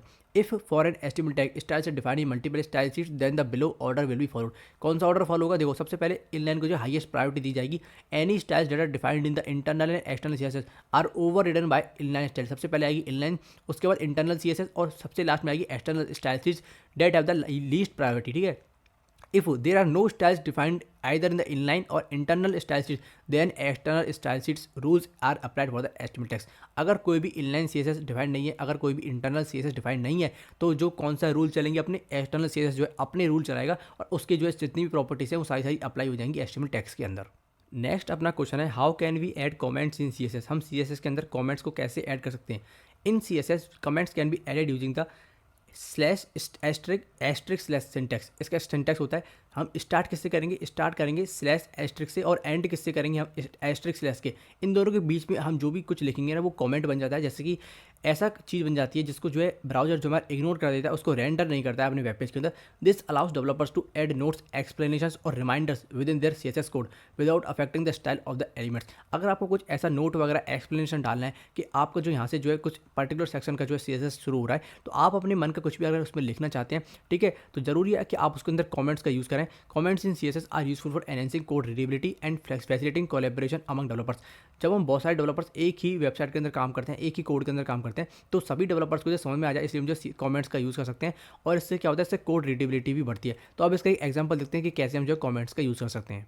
तो यहाँ पर हमको अगर कमेंट्स का यूज़ करना है तो हमको करना क्या होगा, यहाँ पर हमको स्लैश एस्ट्रिक स्लैश का यूज़ करना होगा। तो इसका शॉर्टकट होता है, जैसे कि हम इस कलर ब्लू वाली प्रॉपर्टी को कमेंट आउट करना चाहते हैं, तो हमको क्या कर सकते हैं, स्लैश कंट्रोल और फॉरवर्ड स्लैश का यूज़ कर सकते हैं। तो देखो स्लैश एस्ट्रिक लग चुका है और एस्ट्रिक स्लैश हमारा लग चुका है, तो कंट्रोल और फॉरवर्ड स्लैश का यूज़ करके जो आप इसको दे सकते हो। या फिर आप अगर कुछ भी और कमेंट लिखना चाहते हो तो आप क्या करोगे, कहीं भी जो है इसको लगाओगे और अपना जो है यहाँ पे लिख सकते हो। जैसे हेलो वर्ल्ड अगर मैं लिखना चाहता हूँ, ठीक है, तो मैं यहाँ पे जो है अपना कुछ भी कमेंट यहाँ पे लिख सकता हूँ और ये जो चीज़ है, ये जो कमेंट है जो है इग्नोर कर दिया जाएगा ब्राउजर के द्वारा। नेक्स्ट क्वेश्चन है, what does a in RGBA means. आप जब भी कलर डिफाइन करते होंगे अपने CSS के अंदर, तो आपने RGB value model colour model को पढ़ा होगा। तो उसमें एक और RGB के बाद ए और होता है, तो उस ए का मतलब क्या है, तो उस ए का मतलब है एल्फा। यानी एल्फा का मतलब क्या होता है, विच represents the level of opacity और ट्रांसपेरेंसी ऑफ अ कलर। अगर आप किसी भी कलर की ट्रांसपेरेंसी या उसकी ओपेसिटी बतानी है कि उसकी 1 ओपेसिटी होनी चाहिए, उसकी जीरो ओपेसिटी होनी चाहिए, 0.1 होनी चाहिए, 0.6 होनी चाहिए। तो 1 जो है वो हाईएस्ट होती है, यानी कि आपका जो पूरा का पूरा जो आपका कलर है वो क्या होगा, फुली की फुली आपका ओपेक होगा, यानी कि पूरा का पूरा दिखेगा। और अगर आप उसका जीरो सेट कर दोगे तो उसकी जो ट्रांसपेरेंसी है वो क्या हो जाएगी, बिल्कुल बिल्कुल ट्रांसपेरेंट हो जाएगी, यानी कि पूरी पूरी खत्म हो जाएगी, वो दिखेगा नहीं, ठीक है। और ओपेसिटी अगर उसको 1 कर दोगे, मतलब ए की वैल्यू यानी कि 8 GB ए की वैल्यू 1 कर दोगे, तो आपका जो है वो फुली ओपेक हो जाएगा, यानी कि पूरा पूरा दिखेगा। इसको हम जो एक बार प्रैक्टिकली भी देख लेते हैं। तो यहाँ पर देखिए हमने क्या किया है, कलर को क्या कर दिया है, 8 GB में क्या किया, 250 हमने रेड कलर लिया था, और चौथी वैल्यू हमने क्या डिफाइन कर दी, 0.5 डिफाइन करती। तो जब आप इसका अब आउटपुट देखोगे तो आपको देखने को मिलेगा इसकी जो ओपेसिटी रेड कलर की वो क्या हो चुकी है, बहुत कम हो चुकी है। आप इसकी ओपेसिटी को दोबारा से चेंज करके दे सकते हो। अगर आप इसको कर दोगे दोबारा से, इसको 1 कर दोगे इसकी, तो पूरा पूरा जो है फुली ओपेक हो जाएगा, यानी कि पूरा पूरा रेड कलर का दिखने लग जाएगा, कुछ इस तरह से, ठीक है। तो आप अपने किसी भी कलर की ओपेसिटी डिफाइन करने के लिए RGBA यानी कि अल्फा चैनल का यूज़ करते हो। नेक्स्ट अपना क्वेश्चन है, what is the use of CSS opacity property. तो देखो अभी हमने जो है कलर में देखा कि RGBA को अल्फा चैनल को हम यूज़ करके जो है कलर की ओपेसिटी को जो है कलर की ट्रांसपेरेंसी को एडजस्ट कर सकते हैं। तो अगर आपको किसी पर्टिकुलर एलिमेंट की ओपेसिटी को यानी उसकी ट्रांसपेरेंसी को घटाना बढ़ाना हो तो आप उसको कैसे कर सकते हो, वही सेम प्रॉपर्टी इसमें अप्लाई करनी है, बस इसमें जो है आपको किसी भी एलिमेंट की ओपेसिटी आपको डिफाइन कर सकते हैं, यानी जीरो अगर आप उसकी रख दोगे ओपेसिटी, तो वो क्या हो जाएगी, फुली ट्रांसपेरेंट हो जाएगी, यानी बिल्कुल दिखेगी नहीं। और अगर आप उसकी ओपेसिटी रख दोगे 1, तो फुली ओपेक हो जाएगा, यानी कि पूरा पूरा दिखने लगेगा। उसके बीच में जो है आपको उसकी वैल्यूज रखनी है, जैसे कि आप उसकी ओपेसिटी को जो है मेजर कर पाओ, जैसे कि 0.5, 0.4। इसका एग्जाम्पल देखते हैं इमेज को लेकर। तो देखो यहाँ पे मैंने इमेज ले रखी है, और इमेज को जो है मैं ओपेसिटी दे रहा हूँ। ओपेसिटी क्या दूंगा, 0.5 में इसकी अगर ओपेसिटी दूंगा, तो यहाँ पर आपको क्या आउटपुट देखने को मिलेगा, जल्दी से देखिए। तो यहाँ पर आप देख सकते हो हमारी जो इमेज है उसकी ओपेसिटी 0.5 हमने देने से क्या हो गई, उसकी ट्रांसपेरेंसी कम हो गई। अगर आप इसकी ओपेसिटी चेंज करना चाहते हो तो आप इसकी क्या कर सकते हो, इसकी ओपेसिटी और कम कर सकते हो, 0.1 कर देंगे, तो आपको इसकी ओपेसिटी जो है बिल्कुल खत्म हो जाएगी, बिल्कुल दिखने नहीं लगेगी। और अगर आप इसकी ओपेसिटी सिर्फ 1 कर दोगे तो आपको जो है पूरा पूरा एलिमेंट जो है एज इट इज़ जो है दिखने लग जाएगा, कुछ इस तरह से आपकी इमेज जो है आपका एलिमेंट है पूरा पूरा दिखने लग जाएगा। इस तरह से जो है आप ओपेसिटी डिफाइन कर सकते हो किसी भी एलिमेंट की। नेक्स्ट अपना क्वेश्चन है, what are CSS background properties, list इस प्रॉपर्टीज़। आपको कौन कौन सी CSS की बैकग्राउंड प्रॉपर्टीज पता है, जल्दी से बताना कमेंट सेक्शन के अंदर। तो मैं आपको बताता हूँ कुछ ऐसी प्रॉपर्टी जो कि बैकग्राउंड के लिए यूज़ करी जा सकती है। देखो बैकग्राउंड कलर होती है, सबसे पहले अगर आपको किसी भी एलिमेंट का बैकग्राउंड कलर सेट करना है तो आप जो बैकग्राउंड कलर प्रॉपर्टी यूज़ करते हो। बैकग्राउंड इमेज होती है, अगर आपको किसी भी एलिमेंट में जो है बैकग्राउंड इमेज लगानी है तो आप किसका यूज़ करोगे, आप जो यूज़ करोगे बैकग्राउंड इमेज का। फिर बैकग्राउंड रिपीट होती है, जो आपने इमेज लगाई है बैकग्राउंड में, उसको अगर आप रिपीट करना चाहते हो या रिपीट नहीं करना चाहते हो, या रिपीट करना भी चाहते हो तो उसको एक्स एक्सिस पे रिपीट करना चाहते हो, वाई एक्सिस पे रिपीट करना चाहते हो, उसके लिए हम बैकग्राउंड रिपीट प्रॉपर्टी का यूज़ करते हैं। फिर होती है मेरी background position property, set the starting position of background images with in element. Background की पोजीशन की, इमेज की, जो हमारी एलिमेंट की पोजीशन क्या होगी बैकग्राउंड इमेज की, वो बताती है हमारी बैकग्राउंड पोजीशन प्रॉपर्टी। फिर आती है भाई लास्ट में बैकग्राउंड साइज प्रॉपर्टी, जो कि बताती है कि बैकग्राउंड का साइज़ क्या होगा, या वो कवर होगा, कंटेन होगा, लेंथ वैल्यूज होंगी, जो आप इसको डिफाइन कर सकते हो बैकग्राउंड साइज प्रॉपर्टीज़ को। तो यहाँ पर देखिए हमने क्या किया, एक डिव लिया, डिव को क्लास दिया हमने बॉक्स, और बॉक्स को कुछ जो है CSS की प्रॉपर्टी दे रहे हैं, वेट दे रहे हैं, हाइट दे रहे हैं। बैकग्राउंड कलर हमने उसको रेड दे दिया। बैकग्राउंड इमेज जो है हमको कैसे दे सकते हैं, URL हमको लेना होगा, एक एट्रीब्यूट उसके अंदर जो है हमको इमेज डाल देनी होगी। बैकग्राउंड साइज आप उसको कलर दे सकते हो, ठीक है, कवर दे सकते हो, ठीक है, और कंटेंट दे सकते हो। तो आपको जो आउटपुट में क्या देखने मिलेगा, हमारी जो इमेज यहाँ पे आ चुकी है बैकग्राउंड में। अब ये इमेज जो है इमेज टैग से हमने नहीं लगाई है, ये इमेज किससे लगी, हमने बैकग्राउंड इमेज से लगाई है। तो URL हमको देना पड़ता है, URL के अंदर जो है हमको क्या करना पड़ता है, URL के अंदर हमको जो इमेज का जो है पाथ देना पड़ता है। और बैकग्राउंड साइज आप डिफाइन कर सकते हो। अगर आप बैकग्राउंड साइज को हटा दोगे यहाँ पर, तो आपको क्या देखने मिलेगा, इमेज जो है आपकी गायब हो जाएगी, आपको दिखेगी नहीं, आपका जो ब्लैक ब्लैक आ जाएगा, क्योंकि आपकी इमेज जो पूरी पूरी कहीं भी इधर उधर फैल जाएगी। तो आपको इमेज को क्या करना होगा, एक जगह लाना होगा। कंटेंट भी अगर आप दे सकते हो, तो कंटेंट में क्या होगा, आपकी जो इमेज है कुछ इस तरह से आने लग जाएगी कि आपकी इमेज में जो है पूरा पूरा आ गया है, दूसरी इमेज दोबारा से रिपीट हो रही है। अगर आप चाहो कि जो आपकी इमेज है वो रिपीट ना हो, तो आप क्या कर सकते हो, यहाँ पे बैकग्राउंड रिपीट का यूज़ कर सकते हो। कैसे, बैकग्राउंड रिपीट लिखेंगे, यहाँ पे आ गया नीचे बैकग्राउंड रिपीट, इसको हम क्या कर देंगे, नो रिपीट, कि आपकी जो इमेज वो रिपीट नहीं होनी चाहिए। तो नो रिपीट हमारा आ चुका है। नो रिपीट में जो है यहाँ पर देख सकते हो कि हमारी इमेज जब रिपीट नहीं कर रही है, एक बार हमारी इमेज लग गई वो लग गई, उसके बाद जो मैंने रेड कलर दे रखा था ना, वो वहाँ पर जो आ चुका है। और आपकी इमेज जो इस तरह से रिपीट नहीं करेगी। अगर आप चाहो कि आपकी इमेज जो रिपीट करे, तो आप यहाँ पे कर सकते हो कि रिपीट कर सकते हो, या फिर आप चाहते हो कि रिपीट एक्स एक्सिस पे रिपीट करे, वाई एक्सिस पे जो है रिपीट ना करे, या फिर वाई एक्सिस पे रिपीट करे, तो आप अपने अपने हिसाब से जो इसको चाह सकते हो कि देखो वाई एक्सिस पे आप जो है रिपीट कर रही है।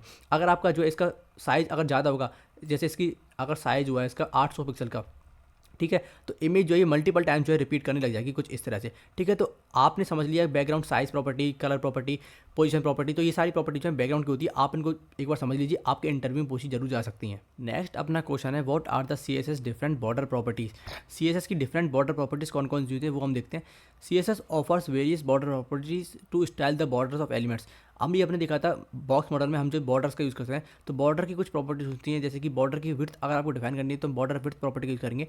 बॉर्डर की स्टाइल डिफाइन करने के लिए बॉर्डर स्टाइल डिफाइन करेंगे, ठीक है। सॉलिड, डैश, डॉटेड, 3 इसकी बॉर्डर की हम जो है स्टाइल डिफाइन कर सकते हैं। बॉर्डर का कलर डिफाइन कर सकते हैं, बॉर्डर का जो है टॉप, बॉर्डर का राइट, बॉर्डर का बॉटम, लेफ्ट, इस तरह से हम जो है इसकी प्रॉपर्टी डिफाइन कर सकते हैं कि बॉर्डर का कलर जो है राइट वाला कौन सा होना चाहिए, बॉर्डर का टॉप कलर कौन सा होना चाहिए, बॉटम कलर कौन सा होना चाहिए, बॉर्डर की टॉप स्टाइल कौन सी होनी चाहिए, इसको भी डिफाइन कर सकते हैं। इंडिविजुअल बॉर्डर्स को डिफाइन कर सकते हैं, बॉर्डर का रेडियस डिफाइन कर सकते हैं। अगर आपको राउंड बॉर्डर्स बनाने हैं, अगर आपको सर्कल बनाना है, तो आप बॉर्डर रेडियस का काफ़ी अच्छी प्रॉपर्टी है उसको यूज़ कर सकते हो। तो आप यहाँ पर कोड पर देखिए, हमने जो है एक बॉक्स को क्या दिया, विड्थ और हाइट 200 पिक्सल 200 पिक्सल। हमने बॉर्डर को जो एक शॉर्ट एंड प्रॉपर्टी दे दी है। हमने यानी कि क्या किया कि बॉर्डर को सबसे पहले विड्थ डिफाइन कर दी 2 पिक्सल।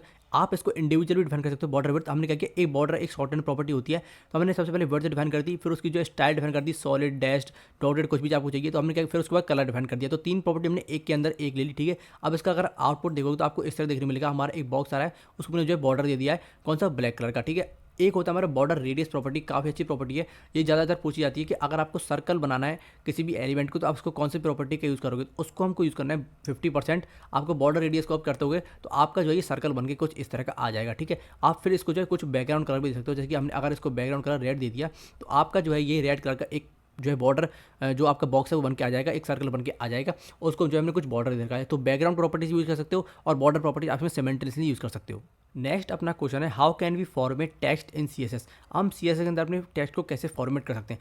तो आपको जो इसमें कई सारी प्रॉपर्टीज़ मिलती है, हमने CSS को अपने टेक्स्ट को फॉर्मेट करने के लिए कैसे, देखो सबसे पहले होती है फॉन्ट फैमिली। ये बताती है कि आपके फॉन्ट की फैमिली क्या होगी, ठीक है। जैसे कि आपका फॉन्ट हो सकता है, आपका कैनवास हो सकता है, आपके जो है बहुत सारे फॉन्ट आते हैं मार्केट, एरियल आता है, ठीक है, सैन सेरिफ आता है। तो आप अपनी फॉन्ट की फैमिली क्या डिफाइन करना चाहते हो वो आप डिफाइन कर सकते हो फॉन्ट फैमिली प्रॉपर्टी के द्वारा।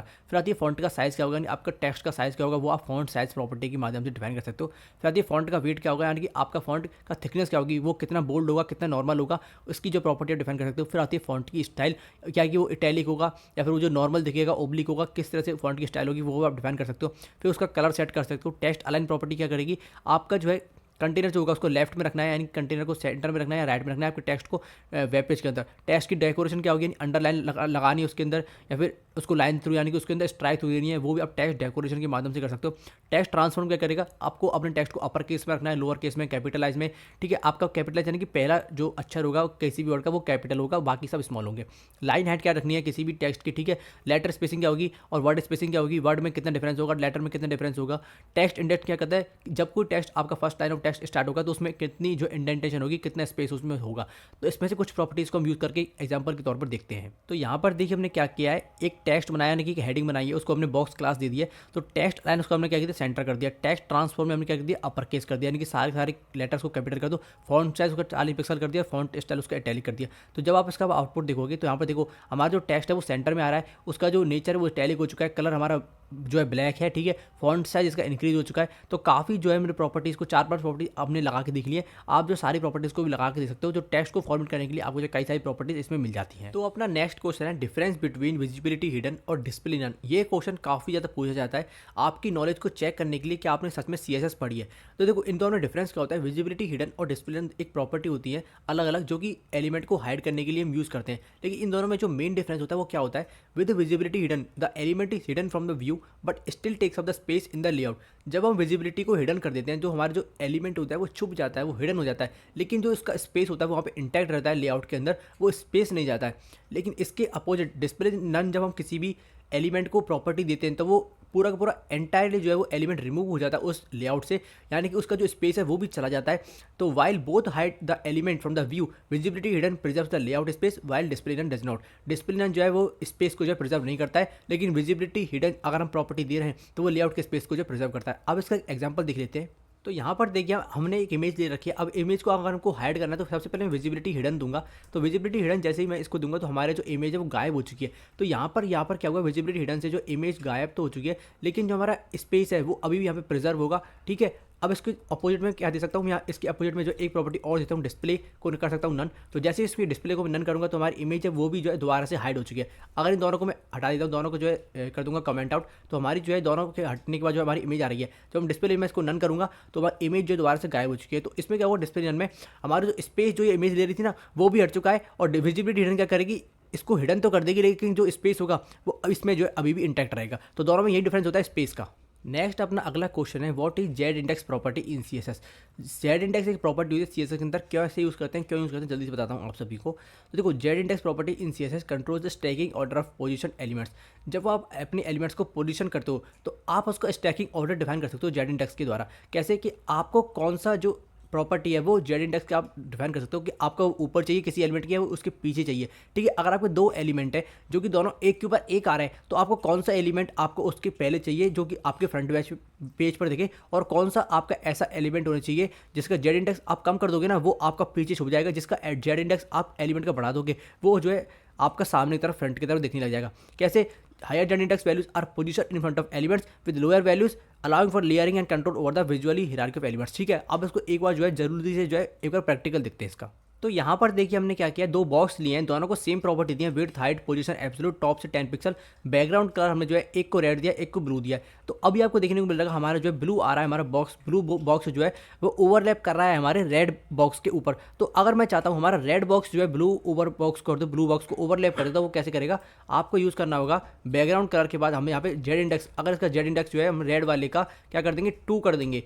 जैसे इसका जेड इंडेक्स हम 2 करेंगे तो हमारा जो रेड बॉक्स है वो ब्लू बॉक्स के ऊपर आ चुका है। ठीक है, अगर आप इसको चेक भी करना चाहते हो तो चेक कर सकते हो। हम इसको थोड़ा सा जो है टॉप से इसको थोड़ा सा 20 पिक्सल अगर इसको नीचे लेके जाएंगे तो आपको देखने को मिलेगा ब्लू बॉक्स जो है हमारा पीछे है और रेड बॉक्स जो है उसके ऊपर आ चुका है। अब हम चाहते हैं कि हमारा ब्लू बॉक्स जो है रेड बॉक्स के ऊपर आ जाए, तो उसका जेड इंडेक्स अगर हमने 2 दिया है तो इसका जेड इंडेक्स हम क्या कर देंगे, इसका जेड इंडेक्स हम कर देंगे 3। ठीक है, जैसे हम 3 करेंगे तो हमारा क्या होगा, ब्लू बॉक्स जो है हमारे रेड बॉक्स के ऊपर आ जाएगा। तो जेड इंडेक्स प्रॉपर्टी इसलिए हम जो है डिफाइन करते हैं कि हमारा जो स्टैक ऑफ ऑर्डर एलिमेंट्स है उसको हम डिफाइन कर सकें। नेक्स्ट अपना क्वेश्चन है, what is CSS overflow property. CSS में एक प्रॉपर्टी होती है ओवरफ्लो, उसको हम कैसे यूज करते हैं उसको दिखाता हूँ, उसको बताता हूँ आपको। देखो, the CSS overflow property controls how content that exceeds the dimension of A element box is handled. देखो, एक हमने बॉक्स बनाया, उसमें कुछ कंटेंट डाला, तो हो सकता है उस कंटेंट की, उस बॉक्स की जो डायमेंशन है वो सेट कर रखी हो, कुछ एक पर्टिकुलर डायमेंशन हो सकती है, 100 पिक्सल विड्थ और हाइट हो सकती है। तो उस डायमेंशन के बाहर अगर हमारा कंटेंट जो है अगर निकलता है तो उसको हम ओवरफ्लो प्रॉपर्टी से हैंडल कर सकते हैं। कैसे, it specifies whether to clip the content, वो बताएगा कि कंटेंट को क्लिप करना है या उसमें जो स्क्रॉल बार दिखानी है अगर ओवरफ्लो हो रहा है, या फिर जो है उसको ओवरफ्लो होने देना है बॉक्स के बाहर। तो ठीक है, ये सारा जो हम काम करते हैं ओवरफ्लो प्रॉपर्टी से करते हैं। जल्दी से एक इसका एग्जाम्पल देखते हैं। तो यहाँ पर देखिए हमने क्या कर रखा है, एक डिव बनाया जिसको बॉक्स क्लास दिए, विड्थ और हाइट उसको सेट कर रखी है, बैकग्राउंड कलर हमने रेड कर रखा। ठीक है, तो एक पर्टिकुलर डायमेंशन के 200 पिक्सल के बाहर हमारा जो बॉक्स है उसके बाहर कुछ कंटेंट हमारा जा रहा है, तो इसको हम हैंडल कैसे करेंगे, इसको हम हैंडल करेंगे ओवरफ्लो प्रॉपर्टी से। इसका ओवरफ्लो हम क्या सेट कर देंगे, ऑटो सेट कर देंगे। जैसे ऑटो सेट करेंगे तो एक स्क्रॉल बार जो हमको देखने को मिल जाएगी। अब हमारा जो कंटेंट है पूरा ओवरफ्लो जो हो रहा था वो अब एक बॉक्स के अंदर आ चुका है और हमको स्क्रॉल बार मिल रही है उस कंटेंट को स्क्रॉल करने के लिए। ठीक है, दूसरा हमारा होता है हिडन। हिडन अगर हम कर देंगे तो हिडन करने से क्या होगा, हमारा जो कंटेंट है, जितना कंटेंट इस बॉक्स में आ रहा है ना उतना का उतना रहेगा, बाकी का कंटेंट हमारा हिडन हो जाएगा। एक इसमें प्रॉपर्टी हो जाती है हमारी स्क्रॉल की। स्क्रॉल अगर आप सेट करोगे तो आपको स्क्रॉल बार जो है मिल जाएगी, इधर से भी मिल जाएगी, नीचे से भी मिल जाएगी, और दोनों तरफ से मिल जाएगी। ज़्यादातर हम इसको क्या करते हैं, ऑटो सेट कर देते हैं, तो अपने आप जो है हिडन वगैरह कर लेता है अपना, मतलब जो इसको स्क्रॉल बार जो बना के दे देता है। तो काफ़ी यूजफुल प्रॉपर्टी होती है हमारी ओवरफ्लो। जरूर आप इसको पढ़ के जाएँ जब आप इंटरव्यू देने जा रहे हैं। तो अपना नेक्स्ट क्वेश्चन है, define display inline block property. ठीक है, हमको पता है ब्लॉक एलिमेंट्स होते हैं, इनलाइन एलिमेंट्स होते हैं, तो आप अपने डिस्प्ले को जो है इनलाइन ब्लॉक कैसे सेट करके जो है उसकी प्रॉपर्टी को कैसे इनलाइन और ब्लॉक दोनों का कॉम्बिनेशन यूज कर सकते हो।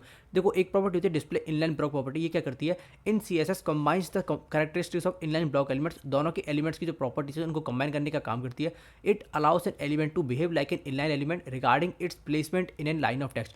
तो देखो, ये क्या करेगी, ये जो प्रॉपर्टी होती है ये क्या करेगी, इनलाइन एलिमेंट की तरह बिहेव करेगी। कैसे कि आपका जो टेक्स्ट है वो एक ही सेम लाइन में आएगा, while also having block like property such as the ability to have width, height, margin, padding. तो एक ही काम करेगी कि आपकी जो पैडिंग जो हमारी होती है, जो हमारी मार्जिन होती है, जो विड्थ और हाइट होती है, उनको भी आप सेट कर पाओगे, क्योंकि वो सभी हम सेट कर पाते हैं ब्लॉक के अंदर ही, ना कि इनलाइन के अंदर। तो इनलाइन ब्लॉक अगर आप किसी प्रॉपर्टी को दे रहे हो तो इनलाइन की उसमें थोड़े बहुत प्रॉपर्टीज होंगी और उसमें जो ब्लॉक की प्रॉपर्टीज होंगी।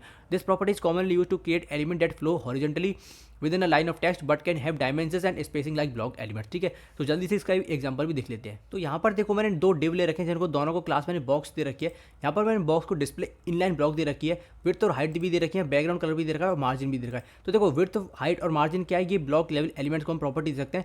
डिस्प्ले इनलाइन ब्लॉक से क्या हुआ, तो दोनों के दोनों डिव है वो सेम लाइन में आने लग गए, तो इनलाइन की प्रॉपर्टीज भी इसमें काम करने लग गई। और विड्थ, हाइट और मार्जिन भी अब हम सेट कर सकते हैं क्योंकि हम जो है इनलाइन ब्लॉक दिया, तो ब्लॉक की जो प्रॉपर्टीज है उनको भी हम एक्सेस कर सकते हैं। तो काफ़ी अच्छी प्रॉपर्टी है जब आपको दोनों तीनों डिव को सारे कॉन्टेंट को एक लाइन में लाना हो और ब्लॉक की प्रॉपर्टीज को देना हो, तो आप इनलाइन ब्लॉक प्रॉपर्टी का यूज़ कर सकते हो। नेक्स्ट अपना क्वेश्चन है how to center an image in CSS. किसी भी इमेज को सेंटर कैसे कर सकते हैं आप सीएसएस के अंदर। सबसे पहले क्या करो, set the image display property to block to ensure it takes of the entire width available. सबसे पहले डिस्प्ले प्रॉपर्टी को ब्लॉक सेट कर दो इमेज की को, फिर the use the margin property and sets its value to auto for both the left and right margin. Margin की property को ऑटो सेट कर दो, this will automatically center the image horizontally within its container. तो ये आपकी image को horizontally जो है सेंटर में ले आएगा। तो अब इसका जल्दी से एग्जांपल भी देख लेते हैं। तो यहाँ पर देखिए हमने इमेज को जो है डिस्प्ले ब्लॉक और मार्जिन ऑटो बिल्कुल सेम प्रॉपर्टीज दे दी है। तो अब इसका हम अगर आउटपुट चेक करेंगे तो देखो हमारी इमेज जो है वो बिल्कुल हमारे सेंटर में आ चुकी है। बस हमको एक प्रॉपर्टी देनी होती है डिस्प्ले ब्लॉक और मार्जिन को ऑटो सेट कर देना है, तो लेफ्ट और राइट से जो है अपना स्पेस लेके जो है बिल्कुल बीच में आ जाएगी, बिल्कुल आपकी हॉरिजॉन्टली जो है सेट हो चुकी है, हमारे बीच में आ चुकी है। अपना नेक्स्ट क्वेश्चन है what are pseudo classes in CSS. तो देखो pseudo classes in CSS are keywords that specify a special state of an element.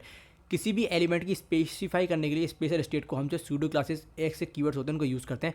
They allow you to style elements based on user interaction. ठीक है, जब भी कोई user उनके साथ interact करेगा तो उस हिसाब से हम उसको स्टाइल कर सकते हैं। मेन जो हमारी स्यूडो क्लासेस होती हैं वो होती हैं होवर, एक्टिव, फोकस। ठीक है, होवर क्या करती है, जब भी आपका माउस का पॉइंटर किसी एलिमेंट के ऊपर जाएगा तो वो क्या उसकी स्टाइल कैसे चेंज होगी वो हम होवर के अंदर जो है डिफाइन करते हैं।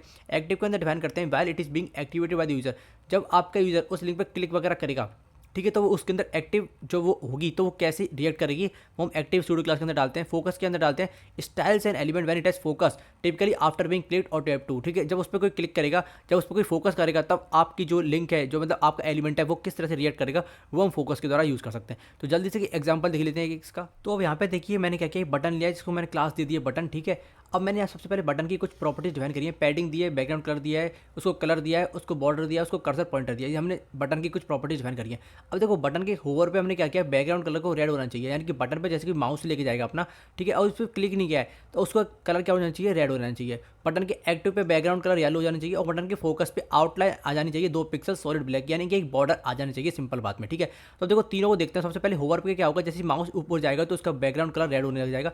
जैसे ही मैं इस पर क्लिक करूंगा, जैसे इस पर क्लिक करूंगा तो हमारा जो है क्लिक जब तक इसमें इस पर क्लिक करके रखूंगा तब तक जो है हमारा बैकग्राउंड कलर क्या होगा, येलो होगा। जैसे इसको हटा लूँगा वैसे ही जो हमारा क्या हो जाएगा, नॉर्मल हमारा आ जाएगा स्टेट में। ठीक है, जैसे इस पर क्लिक करके रखूँगा, ठीक है, तो क्या होगा, येलो। और हमारा जो एक बार जैसे मैंने इस पर क्लिक कर दिया तो हमारी जो आउटलाइन है वो ऑटोमेटिकली जो हमारी एक बार आ जाएगी, फिर हमेशा रहेगी। ठीक है, तो दोबारा से रिफ्रेश करेंगे तो आपको देखेंगे तो आउटलाइन हमारी अभी नहीं आ रही है, लेकिन जैसे ही एक बार जैसे बटन पर क्लिक हुआ तो देखो एक्टिव भी अभी मोड पर जा रहा है। मैंने बटन को क्लिक करके रख रखा है तो अभी एक्टिव मोड में भी है। ठीक है, तो एक्टिव मोड में तो येलो आ रहा है और हमारी जो आउटलाइन है वो हमारी जनरेट हो चुकी है। ठीक है, जैसे हटा लूँगा तो हमारा ब्लू फिर से हमारा कलर आ जाएगा। इस तरह से आप स्यूडो क्लासेस का यूज़ कर सकते हो, होवर, एक्टिव और फोकस का।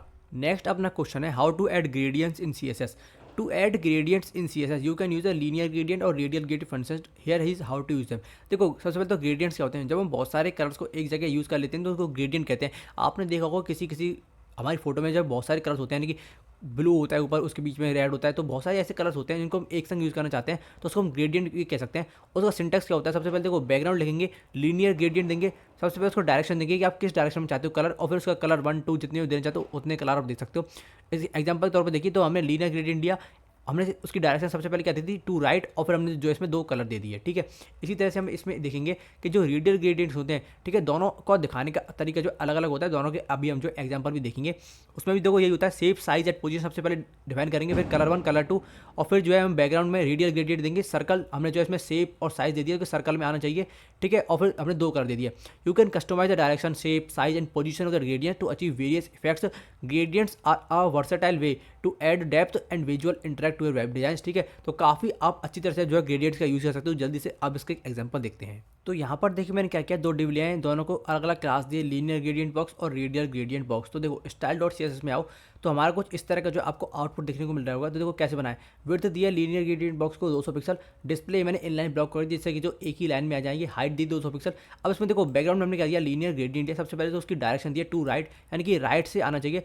हमने इसमें 4 कलर दिए, देखो पहले थोड़ा सा इसमें थोड़ा सा पिंक दिया, थोड़ा सा इसमें ब्लू दिया, फिर रेड और येलो दिया। तो देखो थोड़ा थोड़ा सा हमारा पहले कलर आ रहा है, ये बार जो हमने पहले डिफाइन किया, फिर इसमें दूसरा कलर आ रहा है, फिर तीसरा रेड आ रहा है, चौथा इसमें येलो आ रहा है। तो इस तरह से हम जो राइट डायरेक्शन में जो है 4 कलर हमारे आ रहे हैं, तो हमारा एक ग्रेडियंट बन रहा है इसमें। रेडियल ग्रेडियंट में देखिए सबसे पहले हमने क्या किया है, इसको सर्कल दिया है, ठीक है, यहाँ पे देखिए सर्कल दिया है, यानी कि सर्कल बना रहे हैं हम, ठीक है। और इसमें हमने 4 कलर दिए हैं, ब्लैक दिया है, ग्रीन दिया है, रेड दिया है, येलो दिया है। तो कुछ इस तरह का हमारा जो है इसमें कलर बन के आ रहा है। इसको आप जो है और अच्छा बना सकते हो। तो मैंने तो बस आपको एक एग्जांपल के लिए बताया कि देखो सबसे पहले 20 सेंटर से जो हमारा कलर निकलना शुरू हो रहे हैं। सबसे पहले ब्लैक आया, फिर उसके बाद जो हमारा ग्रीन आया, उसके बाद हमारा जो रेड आया, उसके बाद हमारा येलो आया। तो इस तरह से जो आप सुंदर सुंदर डिजाइन जो है ग्रेडियंट बना सकते हो अपने सीएसएस के अंदर, लीनियर ग्रेडियंट और रेडियल ग्रेडियंट के द्वारा। नेक्स्ट अपना क्वेश्चन है, what is 2D transformation in CSS. 2D transformation CSS में क्या होते हैं? ये देखो आपको मैनिपुलेट एलिमेंट्स करने के काम आते हैं, एलिमेंट को मैनिपुलेट करने के काम आते हैं 2 डायमेंशनल स्पेस में। जैसे कि आप उसको रोटेट कर सकते हो, उनको स्केल कर सकते हो, उनको स्क्विंग कर सकते हो, उनको ट्रांसलेटिंग कर सकते हो, मूव कर सकते हो without affecting their underline document flow, उनके डॉक्यूमेंट फ्लो को जो है बिगाड़े हुए। These transformation can be applied using CSS properties like transform use कर सकते हो, रोटेट, स्केल, स्क्यू, ट्रांसलेट। इन प्रॉपर्टी का यूज कर जो है आप इन प्रॉपर्टी को जो है अपने 2D ट्रांसफॉर्मेशन को यूज कर सकते हो। देखो कैसे ट्रांसफॉर्म, अगर आप किसी भी एलिमेंट का रोटेट दे दोगे 45 डिग्री आपको सेट करनी होगी। फिर आप जो स्केल बढ़ा सकते हो, यानी कि अगर आपका स्केल 1 है तो 1.52 कर सकते हो, उसको स्क्यू कर सकते हो, उसको जो है ट्रांसलेट कर सकते हो। इनका भी जल्दी से एक एग्जांपल देख लेते हैं, तभी आपको जो अच्छी समझ में आएगा। तो यहाँ पर मैंने डिव को क्लास दिए बॉक्स, उसको विड्थ और हाइट ऑफ बैकग्राउंड कर दे दिया। तो देखो ट्रांसफॉर्म सबसे पहले ट्रांसलेट दूंगा। तो ट्रांसलेट क्या करेगा, हमारी जो बॉक्स की जो करंट पोजीशन है उसको चेंज करेगा, ठीक है। तो हमने क्या किया, एक्स एक्सिस पे हमने क्या किया 100 पिक्सल चेंज कर दो, और वाई एक्सिस पे जो है इसको 10 पिक्सल से बदल दो, ठीक है। इसको भी अगर मैं वाइस को 100 पिक्सल कर दूंगा तो देखो ऊपर से भी जो है 100 पिक्सल आ चुका है वाई एक्सिस से, और एक्स एक्सिस पे जो है 100 पिक्सल ये ट्रांसलेट यानी कि अपनी पोजीशन से चेंज हो चुका है, ठीक है। दूसरा अपना है स्क्यू। स्क्यू क्या करता है, इसको जो है इस तरह से जो आपकी कर देता है, आपके 20 डिग्री करना चाहते हो, आप कितनी भी डिग्री कर सकते हो जब एक्स एक्सिस पे वाई एक्सिस पे। इसको मैं 10 डिग्री करूँगा तो देखो इतना सा स्क्यू हुआ है। तो स्क्यू करने की आप इसको काम कर सकते हो। हमने मैथ में वगैरह में भी जो है डायग्राम वगैरह में करा होगा। रोटेट कैसे करेंगे, देखो हमारा जो है किसी भी बॉक्स को हम रोटेट कर सकते हैं। देखो हमने 45 डिग्री इसको रोटेट कर दिया, आप इसको अगर जो है 90 डिग्री कर दोगे तो 90 डिग्री पे क्या होगा, ये सेम जो है बस इसकी डायरेक्शन चेंज हो जाएगी। देखो 90 डिग्री करेंगे तो वो एक बार जो है बॉक्स हमारा घूम चुका है, दोबारा से 90 डिग्री पर आ चुका है, इस तरह से, ठीक है। ट्रांसफॉर्म में स्केल करेंगे 1.5, तो ये जो हमारा बॉक्स है वो 1.5 टाइम जो है बढ़ के आ जाएगा। अगर इसको कर दोगे आप 0.6, तो देखो हमारा जो बॉक्स है वो अपनी प्रॉपर्टीज यानी 1 से जो है 0.6 पे आ जाएगा, यानी कि जो है 0.4 जो है कम हो जाएगा, ठीक है। तो स्केल से आप जो है उसकी साइज़ को बड़ा छोटा कर सकते हो। तो अपना नेक्स्ट क्वेश्चन है, what is RWD in CSS। RWD की तो अपना नेक्स्ट क्वेश्चन है, what is RWD in CSS। तो RWD का फुल फॉर्म होता है सबसे पहले तो रेस्पॉन्सिव वेब डिज़ाइन। ये काफ़ी ज़्यादा यूजफुल होता है। It's an approach to web design that ensures a web page layout and content adapt to different screen sizes and devices. देखो जब हम कोई वेबसाइट बनाते हैं तो हम जो अपनी वेबसाइट को किसी ना किसी लैपटॉप के लिए बनाते हैं, या फिर अपने टैबलेट के लिए, या अपने टीवी के साइज़ के लिए, या अपने मोबाइल के साइज़ के लिए। तो हमको जो है अगर अपने को चारों साइजेस में अपना दिखाना है, अलग अलग स्क्रीन साइज में दिखाना है, तो हमको उसको रेस्पॉन्सिव बनाना पड़ता है उस वेब डिज़ाइन को। यानी कि हमारी जब वेबसाइट खुले तो वो जो है सभी साइजेस में जो है इक्वल साइज में दिखे, यानी कि अच्छी तरह से दिखनी चाहिए। यानी कि ऐसा नहीं कि हमारी जो साइट है, हमारी वेबसाइट लैपटॉप पर तो अच्छी तरह से दिख रही थी, लेकिन जब उसको हमने मोबाइल में ओपन करके देखा तो पूरे जो साइट का स्ट्रक्चर था वो कहीं से कहीं हो गया, बटन जो हमने ऊपर लगाया था वो नीचे आ गया, इधर उधर हो गए। तो इस तरह का प्रॉब्लम को सॉल्व करने के लिए हम जो है RWD यानी रेस्पॉन्सिव वेब डिज़ाइन यानी कि रेस्पॉन्सिव वेबसाइट्स बनाते हैं। With RWD websites can provide an optimal viewing experience across various devices including desktop, laptop, tablet, mobile, ये सब मैंने आपको बता दिया, without the need for separate design और कोड बेस, ठीक है। आपको सभी के लिए जो है अलग अलग कोड लिखने की जरूरत नहीं है। आपको मोबाइल के लिए अलग कोड लिखने की जरूरत नहीं है, टैबलेट के लिए अलग कोड लिखने की जरूरत नहीं है। बस आपको क्या करना है, आपको जो है रेस्पॉन्सिव अपनी वेबसाइट को बनाना है। इसके लिए आप क्या कर सकते हो, RWD is achieved through technical like fluid grids, flexible images and media queries in CSS। आप जो मीडिया क्वेरीज वगैरह का यूज़ कर सकते हो, फ्लेक्सिबल इमेजेस का यूज़ कर सकते हो, और इससे आप जो अपनी वेबसाइट को रेस्पॉन्सिव बना सकते हो, ठीक है। allowing content to dynamically adjust based on the viewport width and orientation, ensuring usability and readability across devices, ठीक है। बहुत सारे डिवाइसेस में जो आप अपने वेबसाइट की रीडेबिलिटी को बढ़ा सकते हो। देखो एक एग्जांपल देखते हैं। तो यहाँ पर देखिए डेस्कटॉप है, टैबलेट है और स्मार्टफोन है। तो देखो इसकी जो मीडिया हमने क्या किया, मीडिया क्वेरीज का पे यूज़ कर रहे हैं। इसकी मीडिया की स्क्रीन अगर हमारी जो मिनिमम विड्थ जैसे 1024 पिक्सल होगी तो हमारे डेस्कटॉप पे कुछ इस तरह का हमारे एलिमेंट्स जो डिस्प्ले होंगे। जैसे ही उसकी विड्थ जो है 768 पिक्सल के और 1023 पिक्सल के बीच में होगी तो उसकी टैबलेट पे कैसे दिखेगी वो हमने यहाँ पे डिफाइन कर रखा है। तो स्मार्टफोन में कैसे दिखेगी, तो हम जो है सभी डिवाइसेस के अकॉर्डिंग जो है अपने एलिमेंट्स को डिफाइन कर सकते हैं कि हमारा बटन जो है अगर डेस्कटॉप पे कुछ इस तरह का दिख रहा है, तो हमारे टैबलेट पे कैसे दिखेगा, स्मार्टफोन पे कैसे दिखेगा। तो उसी को हम कहते हैं रेस्पॉन्सिव वेब डिज़ाइन, कि हमारे जो एलिमेंट्स है, जो हमारी वेबसाइट है, वो सभी डिवाइसेस में अच्छी तरह से दिख रही है या नहीं दिख रही है। नेक्स्ट अपना क्वेश्चन है, is it important to test the web page in different browsers. क्या आपको अपने वेब पेज को बहुत सारे ब्राउजर्स में टेस्ट करके देखना चाहिए? हाँ, आपको जो है अपने, अगर आपने कोई वेबसाइट बनाई है उसमें CSS लगाइए, तो आपको जो है अलग अलग ब्राउजर्स में उसको जो टेस्ट करके देखना चाहिए।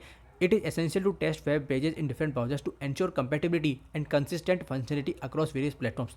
तो ऐसा हो सकता है कि कोई कोई CSS की प्रॉपर्टी, कोई कोई जो है आपकी HTML प्रॉपर्टी किसी ब्राउजर में काम ना करे, वर्जन को कोई प्रॉब्लम आ जाए, तो उसकी कंपेटिबिलिटी चेक करने के लिए, उसकी फंक्शनलिटी चेक करने के लिए आपको जो है कई सारे प्लेटफॉर्म्स को उसको यूज़ करना होता है।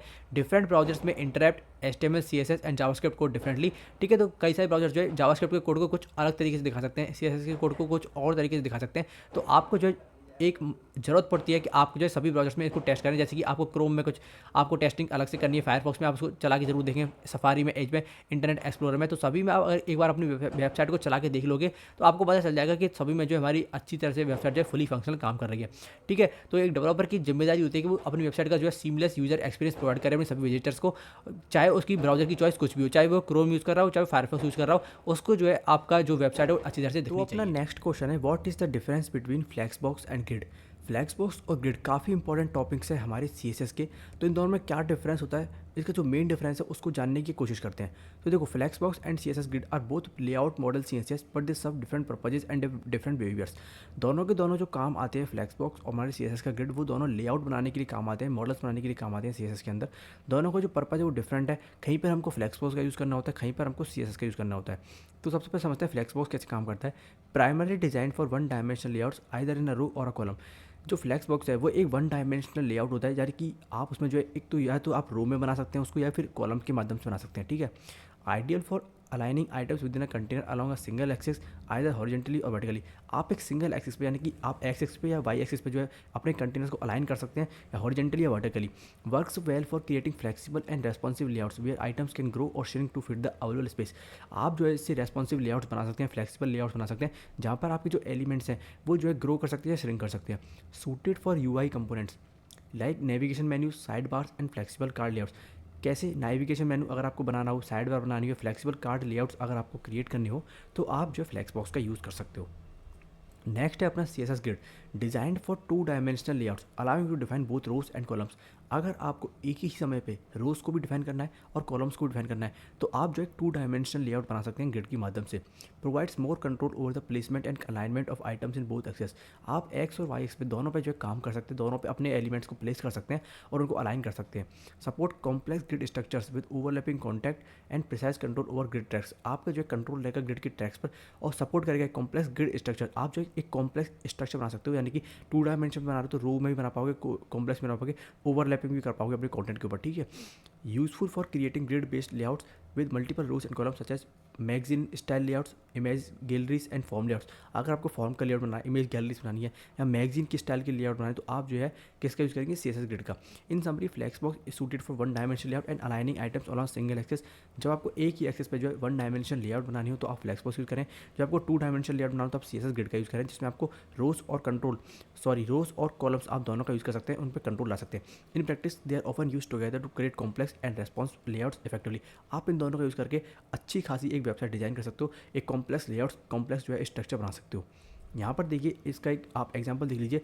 फ्लैक्स बॉक्स क्या करता है, फ्लैक्स बॉक्स वन डायमेंशन होता है, तो एक ही डायरेक्शन में जो है आप अपने एलिमेंट को प्लेस कर सकते हो। जैसे कि आप चार डिव यहाँ पे प्लेस कर रहे हैं, वैसे आप यहाँ पे क्या कर सकते हो CSS ग्रिड में, यहाँ पे आप जो है अपने एक्स एक्सिस पे भी प्लेस कर सकते हो, अपने वाई एक्सिस पे भी जो है अपने एलिमेंट्स को प्लेस कर सकते हो। तो टू डायमेंशन आप लेआउट बना सकते हो। तो इसमें आप हेडर, अपना साइड बार, अपना जो है फुटर, अपना जो है सेक्शन, आर्टिकल, तो कुछ भी डिफाइन कर सकते हो। तो फ्लैक्स बॉक्स और ग्रिड में जो काफ़ी अच्छा डिफरेंस होता है, और इन दोनों को यूज़ करके जो है काफ़ी अच्छी आप एक वेबसाइट बना सकते हो। नेक्स्ट अपना क्वेश्चन है, what does the CSS box sizing property do.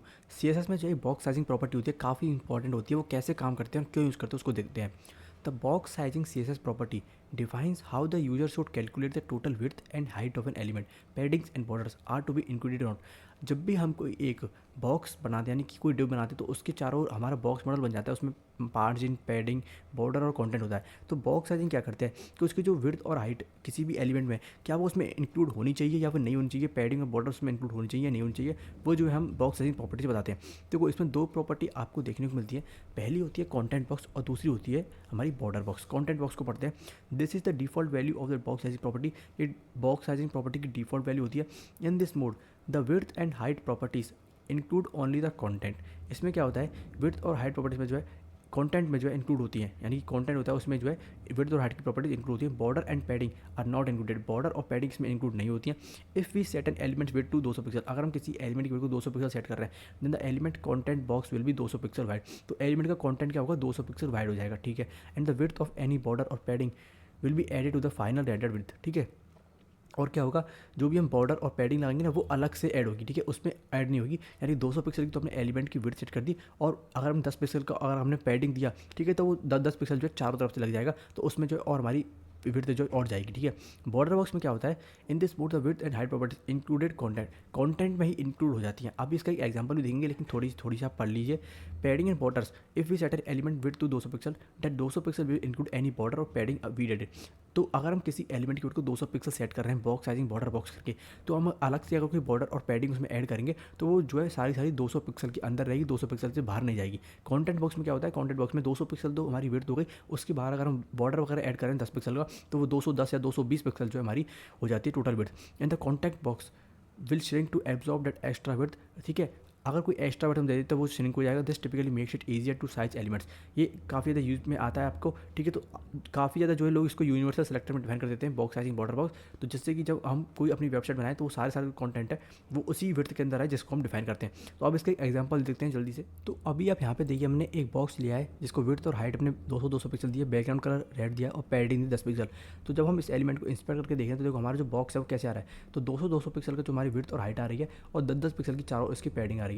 तो कोई 200 पिक्सल का तो कंटेंट हमारा हो गया, और 10 पिक्सल की एक्स्ट्रा हमारी पैडिंग आ रही है। तो आपको देखने मिलेगा ये 10 पिक्सल एक्स्ट्रा ऐड हो रहा है। अगर मैं चाहता हूँ कि 10 पिक्सल जो हो रहा है ये भी जो है इसी कंटेंट के अंदर ही आ जाए, यानी कि बाहर से इसको ज़्यादा विड्थ ना मिले, ठीक है, तो हम क्या करेंगे, बॉक्स साइजिंग को बॉर्डर बॉक्स कर देंगे। तो जैसे ही हम इसको करेंगे तो देखो 180 पिक्सल का तो अब हमारा कंटेंट हो गया। बाकी जो 10 पिक्सल है वो यहाँ से इसके जो ये लेफ्ट का है, जो ये राइट का है, वो इसी के अंदर इंक्लूड हो गया, ऊपर से भी नीचे से भी। तो अब जो ये पूरा कंटेंट है, जो भी हमारा जो कंटेंट का साइज़ है ना, वो इसके अंदर ही पैडिंग और इसके अंदर ही बॉर्डर ऐड हो गया है, ठीक है। अब अगर हम बॉर्डर भी देंगे, इसके अंदर बॉर्डर देते हैं जैसे कि 10 पिक्सल का, ठीक है, 10 पिक्सल का अगर हमने बॉर्डर दिया तो वो भी जो है इसी के अंदर ऐड होगा, बाहर से नहीं जाएगा। अगर हम border box content box sizing को जो है हटा देंगे तो क्या होगा, हमारा बॉर्डर भी अलग से ऐड हो जाएगा, फिर हमारा जो है सब चीज़ अलग से ऐड होगी, ठीक है। तो बॉर्डर को हम सॉलिड भी दे सकते हैं, ब्लैक दे सकते हैं, जैसे कि तब हमारा जो है बॉर्डर ऐड होगा इस तरह से। तो देखिए 9.6 हमारा इस तरह का बॉर्डर आ रहा है, लेकिन जब हम जो है बॉक्स साइजिंग को बॉर्डर बॉक्स कर देंगे तो सब कुछ जो है हमारा इसी के अंदर जो है ऐड हो जाएगा। तो 160 पॉइंट हमारा 8 आ गया, यानी कि कंटेंट का जो विड्थ है वो कम होती जाएगी जब हम पैडिंग और बॉर्डर को बढ़ाते जाएंगे, क्योंकि बॉक्स साइजिंग बॉर्डर बॉक्स जो है वो उतनी ही विड्थ लेता है जितनी उसको जो है डिफाइन कर दी हमने। तो अपना नेक्स्ट क्वेश्चन है, how case sensitive is CSS। क्या CSS केस सेंसिटिव होती है नहीं होती है। तो देखो होती भी है और नहीं भी होती है, दोनों इसके आंसर है। कैसे वो देखते हैं। देखो CSS is case insensitive for most of its syntax. जब आप इसका सिंटैक्स का यूज़ करोगे तो CSS जो है केस इनसेंसिटिव होती है। कैसे कि जब आप लिखोगे CSS में कलर रेड लिखोगे स्मॉल के अंदर और कलर रेड लिखोगे बिग के अंदर, तो दोनों को जो है आपको सेम रिजल्ट देखने को मिलेगा, कोई इसमें दिक्कत देखने को मिलेगी, चाहे उसको लोअर केस में लिखो चाहे अपर केस में लिखो। लेकिन कुछ एक्सेप्शंस होते हैं जैसे कि सेलेक्टर्स। जब आप सेलेक्टर्स का यूज़ करोगे तो आपको जो है केस सेंसिटिविटी का ध्यान रखना होगा। HTML तो हमारी केस इनसेंसिटिव होती है, यानी उसमें अगर आप HTML को स्मॉल में लिखो, लोअर केस में, अपर केस में लिखो, दोनों को जो है वो सेम ट्रीट कर लेता है। लेकिन CSS में आपको इसका ध्यान रखना पड़ता है जब आप सेलेक्टर्स का यूज़ कर रहे होते हो, जैसे कि स्मॉल डिव और जब आप बिग डिव बनाओगे, यानी लोअर केस में डिव लिख रहे हो आप, जो है अपर केस में डिव लिख रहे हो, तो उनको दोनों को अलग अलग एलिमेंट के तौर पर जो है रेफर किया जाएगा, ठीक है। दोनों को अलग अलग प्रॉपर्टी दी जा सकती है। स्ट्रिंग वैल्यू जैसे कि फ़ॉन्ट के नेम हुए, URLs हुए, ये जनरली जो है केस सेंसिटिव होते हैं, तो इनको भी जो आपको ध्यान रखना होता है जब आप इनको यूज़ करें। आपको जो है ज़्यादातर अच्छी प्रैक्टिस यही मानी जाती है कि आप जो है लोअर केस का यूज़ करें, इससे कि आपकी वेबसाइट में कंसिस्टेंसी आए और आपका कन्फ्यूजन और पोटेंशियल एरर्स को आप जो है हटा सको, अवॉइड कर सको। तो अपना नेक्स्ट क्वेश्चन है, what does CSS animation allow. आप जो है सी एस एस के अंदर एनिमेशंस भी बना सकते हो। कैसे? C S S animations allow developers to animate H T M L elements without using JavaScript और एक्सटर्नल लाइब्रेरीज। आप बिना जावास्क्रिप्ट और किसी भी एक्सटर्नल लाइब्रेरीज का बिना यूज़ किए आप जो है सी एस एस में एनिमेशंस बना सकते हो। इसकी कुछ प्रॉपर्टीज़ होती हैं, इसके कुछ एग्जांपल्स भी हम देखेंगे। तो सबसे पहले देखो एनिमेट प्रॉपर्टी कौन कौन सी होती है। You can animate various C S S property जैसे transform, opacity, width, height, colour, इन सबको जो है आप यूज़ कर सकते हो एनिमेशन बनाने के लिए। ट्रांसफॉर्म प्रॉपर्टी यूज़ कर सकते हो। ट्रांजिशंस आप बना सकते हो। CSS animation allow you to create smooth transition between different states of an element such as changing it size, position और कलर ओवर टाइम। आप जो है किसी भी एलिमेंट का साइज, पोजीशन और कलर चेंज कर सकते हो। ट्रांजिशन उसको प्रोवाइड कर सकते हो। आप जो की फ्रेम्स डिफाइन कर सकते हो। Keyframes are use to specify the intermediate stage of an animation, यानी कि 0% पे उसकी क्या स्टेज थी, 50% पे उसकी स्टेज क्या होगी किसी भी एलिमेंट की, 100% पे वो एलिमेंट कैसे रिएक्ट करेगा। तो आप उसके की फ्रेम्स बना सकते हो। With C S S animation you can define key frames to control the animation progression, कि एनिमेशन कैसे प्रोग्रेस कर रहा है उसको आप कंट्रोल कर सकते हो सी एस एस के आप की फ्रेम्स के द्वारा। Control timing and duration, you can specify the duration, timing function, delay and iteration count of animation using C S S properties. जैसे आप जो एनिमेशन ड्यूरेशन सेट कर सकते हो, एनिमेशन का टाइमिंग फंक्शन क्या होगा, उसमें डिले कितना होगा, उसमें इटरेशन काउंट कितने होंगे, कितनी बार जो है वो एनिमेशन अपना रन करेगा, तो वो भी आप जो है एनिमेशन प्रॉपर्टी के द्वारा डिफाइन कर सकते हो। Overall, CSS animation provide a lightweight and efficient way to add motion and interactivity to web pages, enhancing the user experience without relying on JavaScript for animation effects. आप बिना JavaScript का भी use करे जो है यूज़र एक्सपीरियंस बढ़ा सकते हो। ठीक है, तो आप अगर HTML और CSS का यूज़ करते हो तो उसके माध्यम से जो CSS की एनिमेशन बना सकते हो। तो अब देखते हैं कुछ इसके एग्जांपल्स। तो यहाँ पर आप देखिए हमने डे विलेज को क्लास दिया फेड इन और इसके अंदर H1 लेस को हेलो वर्ल्ड दिया। ठीक है, तो यहाँ पर आपको देखने को मिला हमारा हेलो वर्ल्ड आ रहा है, जिसको मैं रिफ्रेश करूँगा तो हमारा जो ये फेड इन का इस पर जो हमने एनिमेशन लगाया कैसे बनाया। सबसे पहले फेड इन को ओपेसिटी जो है 0 दे दी है, एनिमेशन बनाया इसका फेड इन, इसको फेड इन इसका जो है हमने एनिमेशन का नाम रखा है। फिर इसको जो हमने टाइमिंग दिया है, इसको जो है फिर हमने जो है ईज इन आउट का जो फंक्शन दिया और फॉरवर्ड दिया। ठीक है, ये जो है एनिमेशन के फंक्शन होते हैं। फिर हमने की फ्रेम बनाया कि फेड इन जो हमारा एनिमेशन है वो कैसे काम करेगा। फिर इसकी जो ओपेसिटी है वो 0 से शुरू होगी, यानी फ्रॉम जो है 0 से शुरू होगा, 2 कहाँ तक जाएगा, ओपेसिटी 1, यानी कि जो ओपेसिटी है पहले सबसे पहले 0 होगी और फिर जो 100% पे क्या हो जाएगी, इसकी 1 हो जाएगी। तो इस तरह से आप इसको डिफाइन कर सकते हो। जैसे कि हम और डिफाइन कर सकते हैं कि इसकी जो ओपेसिटी है वो 0.5 से शुरू हो और 1 तक जाए। ठीक है, तो जैसे देखो 0.5 से क्या हो रही है, 1 तक जा रही है, दोबारा करेंगे तो 0.5 से 1 तक जा रही है। इस तरह से जो है आप इसकी ओपेसिटी या फिर इसका जो कलर वगैरह भी डिफाइन कर सकते हो। बहुत सारे एनिमेशन आप क्रिएट कर सकते हो। यहाँ पर देखिए हमने क्या किया, एक डिव लेयर को क्लास दिया मैंने स्पिन, उसमें इमेज लिया। ठीक है, उसमें क्या करें एल दे दिया हमने ऑल्टरनेटिव स्पिनिंग इमेज। ठीक है, इमेज को विड्थ और हाइट दे दी। स्पिन हम नाम का जो है इसको क्लास को पकड़ रहा है, उसमें एनिमेशन लगा रहे हैं। स्पिन नाम का जो हमने एनिमेशन बनाया, इसको 2 सेकंड जो है हमने एनिमेशन दिया, लीनियर और इनफाइनाइट। ठीक है, अब इसका की फ्रेम क्या सेट किया हमने, ट्रांसफॉर्म कर दो, उसको रोटेट करेगा 0 डिग्री पे। ठीक है, और जब इसको शुरू करेगा ट्रांसफॉर्म यानी 2 जाएगा कहाँ तक, रोटेट करेगा 360 डिग्री तक। तो देखो हमारी जो इमेज है वो बिल्कुल 360 डिग्री जो है रोटेट कर रही है, 0 से लेके और 360 डिग्री तक जो है जा रही है। इस तरह से जो है आप एनिमेशन क्रिएट कर सकते हो अपने CSS के अंदर। नेक्स्ट अपना क्वेश्चन है, what are the various positioning properties in CSS। CSS के अंदर आप अपने किसी भी एलिमेंट को पोजीशन करना चाहते हो तो आपको इसमें पोजीशन प्रॉपर्टीज मिलती है। The position property in CSS tells about the method of positioning for an element of HTML entity. किसी भी एलिमेंट को अगर आप पोजीशन करना चाहते हो तो आप CSS की पोजीशन प्रॉपर्टीज़ का यूज करते हो। आपको 5 इसमें डिफरेंट टाइप की पोजीशन प्रॉपर्टीज़ मिलती हैं CSS के अंदर, जैसे कि फिक्स्ड, स्टैटिक, रिलेटिव, एब्सोल्यूट और स्टिकी। हम इनको एक एक करके पढ़ते हैं। तो देखो the position of an element can be done using the top, right, bottom, left. आप जो है 4 तरीके से टॉप, राइट, बॉटम, लेफ्ट जो है किसी भी एलिमेंट को पोजीशन कर सकते हो। These specify the distance of an HTML element from the edge of the viewport. ठीक है, व्यू पोर्ट से आपका जो डिस्टेंस है वो कितना है वो आप इधर से कैलकुलेट कर सकते हो। To set the position by this 4 properties we have to declare the position method. हमको जो पोजीशन मेथड को इसमें डिक्लेयर करना पड़ता है। जैसे कि सबसे पहले होता है हमारा fixed, any HTML element with position fixed property will be position related to the viewport. ठीक है, आपका फिक्स्ड एलिमेंट क्या करेगा, आपका जो भी एलिमेंट होगा वो एक जगह फिक्स हो जाएगा। चाहे आप अपने पेज को कहीं भी आप स्क्रॉल करते चलोगे तो वो जो उसको कोई मतलब नहीं है, वो जो एक जगह फिक्स हो जाएगा। चाहे आपका वेब पेज पे कुछ भी कंटेंट आए, लेकिन अगर आपने उसको सेट कर दिया ऊपर से टॉप से 20 पिक्सल और राइट से आप उसको सेट करते हो, लेफ्ट से सेट कर दिया आपने 20 पिक्सल, तो वो उसी जगह पर रहेगा चाहे आप उसको कितना भी स्क्रॉल करते हो। आपने कई सारी वेबसाइट में देखा होगा कि कुछ जो हमारे ऐड होते हैं किसी वेबसाइट के अंदर वो वहीं पर इंटैक्ट रहते हैं, चाहे उसका कॉन्टेंट कितना भी स्क्रॉल हो जाए। नेक्स्ट अपना आते हैं static. This method of position is set by default. ये जो है डिफॉल्ट होता है स्टैटिक मेथड हमारा, ये क्या करता है, इसमें जो हम if we don't mention the method of position for an element the element है द पोजीशन स्टैटिक। अगर हम कोई भी मेथड इसमें डिफाइन नहीं करेंगे हम कौन सा पोजीशन दे रहे हैं, तो जो हमारा डिफॉल्ट मेथड होगा पोजीशन स्टैटिक होगा। Bye defining static the top right bottom left and will not have any control over the element. तो टॉप बॉटम राइट लेफ्ट ये इस पर कोई कंट्रोल नहीं है एलिमेंट का, तो जैसा वो नॉर्मल फ्लो में है वैसा ही रहेगा, इसमें कोई भी चेंजेस नहीं आएगा। ठीक है, नेक्स्ट अपना होता है relative. An element with position relative is position relative with the other elements which are setting at top of it. ठीक है, तो दूसरे एलिमेंट्स को रिलेटिवली जो है हम इस रिलेटिव को सेट करते हैं, यानी कि दो एलिमेंट्स हैं हमारे पास, तो ठीक है, तो दोनों को हम जो है रिलेटिव अगर पोजिशन देंगे तो हम एक दूसरे के उस हिसाब से जो है उसको रिलेटिवली उसको जो है पोजिशन कर सकते हैं। If we set is top right bottom left other element will not fill up the gap left by this element. ठीक है, इसमें क्या होगा कि अगर हम दो दो एलिमेंट्स हमारे पास, ठीक है, तो अगर हम एक को जो है टॉप से थोड़ा 20 पिक्सल नीचे लेके जाते हैं तो वो दूसरे पे कोई अफेक्ट नहीं डालेगा, उसका जो गैप है वो फिलअप नहीं कर पाएगा। ठीक है, एब्सोल्यूट में क्या होता है, जैसे हम एक पोजीशन को जो है यानी कि एक एलिमेंट को एक दूसरे एलिमेंट से जो है रिप्लेस करते हैं, यानी कि उस पर अपनी प्रॉपर्टीज अप्लाई करते हैं, और वो सेम प्रॉपर्टीज अगर हो जाती है कि एक डिव को अपने हाइट और विड्थ 100 पिक्सल दे रखी है, दूसरे को भी हाइट और विड्थ 100 पिक्सल दे रखी है, तो दोनों जो एक के ऊपर एक आ जाते हैं, क्योंकि जो है इसमें एब्सोल्यूट का काम ही होता है the position of this element does not depend upon siblings और elements which are the same level. ठीक है, तो अब इसका जो है एक बार एग्जाम्पल भी देखेंगे। लास्ट में हमारा होता है स्टिकी। रिलेटिव और एब्सोल्यूट थोड़े से ट्रिकी पड़ते हैं हमको, लेकिन स्टिकी जो है और फिक्स्ड होते हैं और हमारे स्टैटिक होता है, ये तीनों सरल होते हैं। स्टिकी में होता है कि आपके जो है एक एलिमेंट जो है एक सर्टेन लेवल तक जो है आपका डिफाइन हो जाता है, उसके बाद जो है वो फिक्स्ड की तरह, मतलब एक तरह तो फिक्स्ड की तरह काम करेगा एक जगह तक, एक पर्टिकुलर विड्थ तक, उसके बाद जो है वो स्टिकी बन जाएगा, यानी कि बाकी एलिमेंट से चलाने लग जाएगा। कैसे? Element with position sticky and top zero played a role between fixed and relative based on the position where it place. तो ये कहाँ पे आता है, फिक्स्ड और रिलेटिव जो हमारी प्रॉपर्टीज उनके बीच में रिलाई करता है। If the element is placed in the middle of the document then when the user scroll the document the sticky element will start rolling. ठीक है, जैसे ही आपका यूजर जो है स्क्रॉल करके डॉक्यूमेंट को, तो स्टिकी एलिमेंट क्या होगा, वो भी स्क्रॉल करना स्टार्ट कर देगा जब तक वो टॉप तक नहीं पहुंच जाता। When it touches the top it will be fixed at the date page in spite of further scrolling. तो जैसे ही वो डॉक्यूमेंट टॉप पर पहुंचा तो वह जो हमारा एलिमेंट है वो भी जो है टॉप पर ही रह जाएगा। ठीक है, और फिर वो जो है वहाँ पे फिक्स नहीं हो पाएगा। ठीक है, फिर आगे हमारा जो पेज स्क्रॉल हो जाएगा। तो इन सभी में डिफरेंस क्या होता है जल्दी से एग्जाम्पल के तौर पर देखते हैं। तो यहाँ पर देखिए हम सबसे पहले फिक्स्ड को देखते हैं। सबसे पहले हमने क्या किया, डिव लिया जो क्लास थी कंटेनर, उसके अंदर हमने कुछ h1 डाल दिया, उसमें कुछ रैंडम कंटेंट जो हमने जनरेट कर दिया। ठीक है, एक दूसरी डिव लिया जिसको क्लास दी फिक्स्ड एलिमेंट। अब दोनों को हमने स्टाइल में दिया है, कंटेनर को विड्थ दे दिया, हाइट दे दी है, और हमने बैकग्राउंड कलर दे दिया। ठीक है, तो हमारे जो पीछे का है ना ये कंटेनर है। अब देखो हमारा जो कॉन्टेंट है फिक्स्ड में क्या होता है, हमारे जो हमने जो एलिमेंट है वो फिक्स कर दिया है, तो हम कितना भी कॉन्टेंट को अपनी वेबसाइट को स्क्रॉल कर रहे हैं तो वो जो है यहाँ पे फिक्स हो चुका है। कैसे?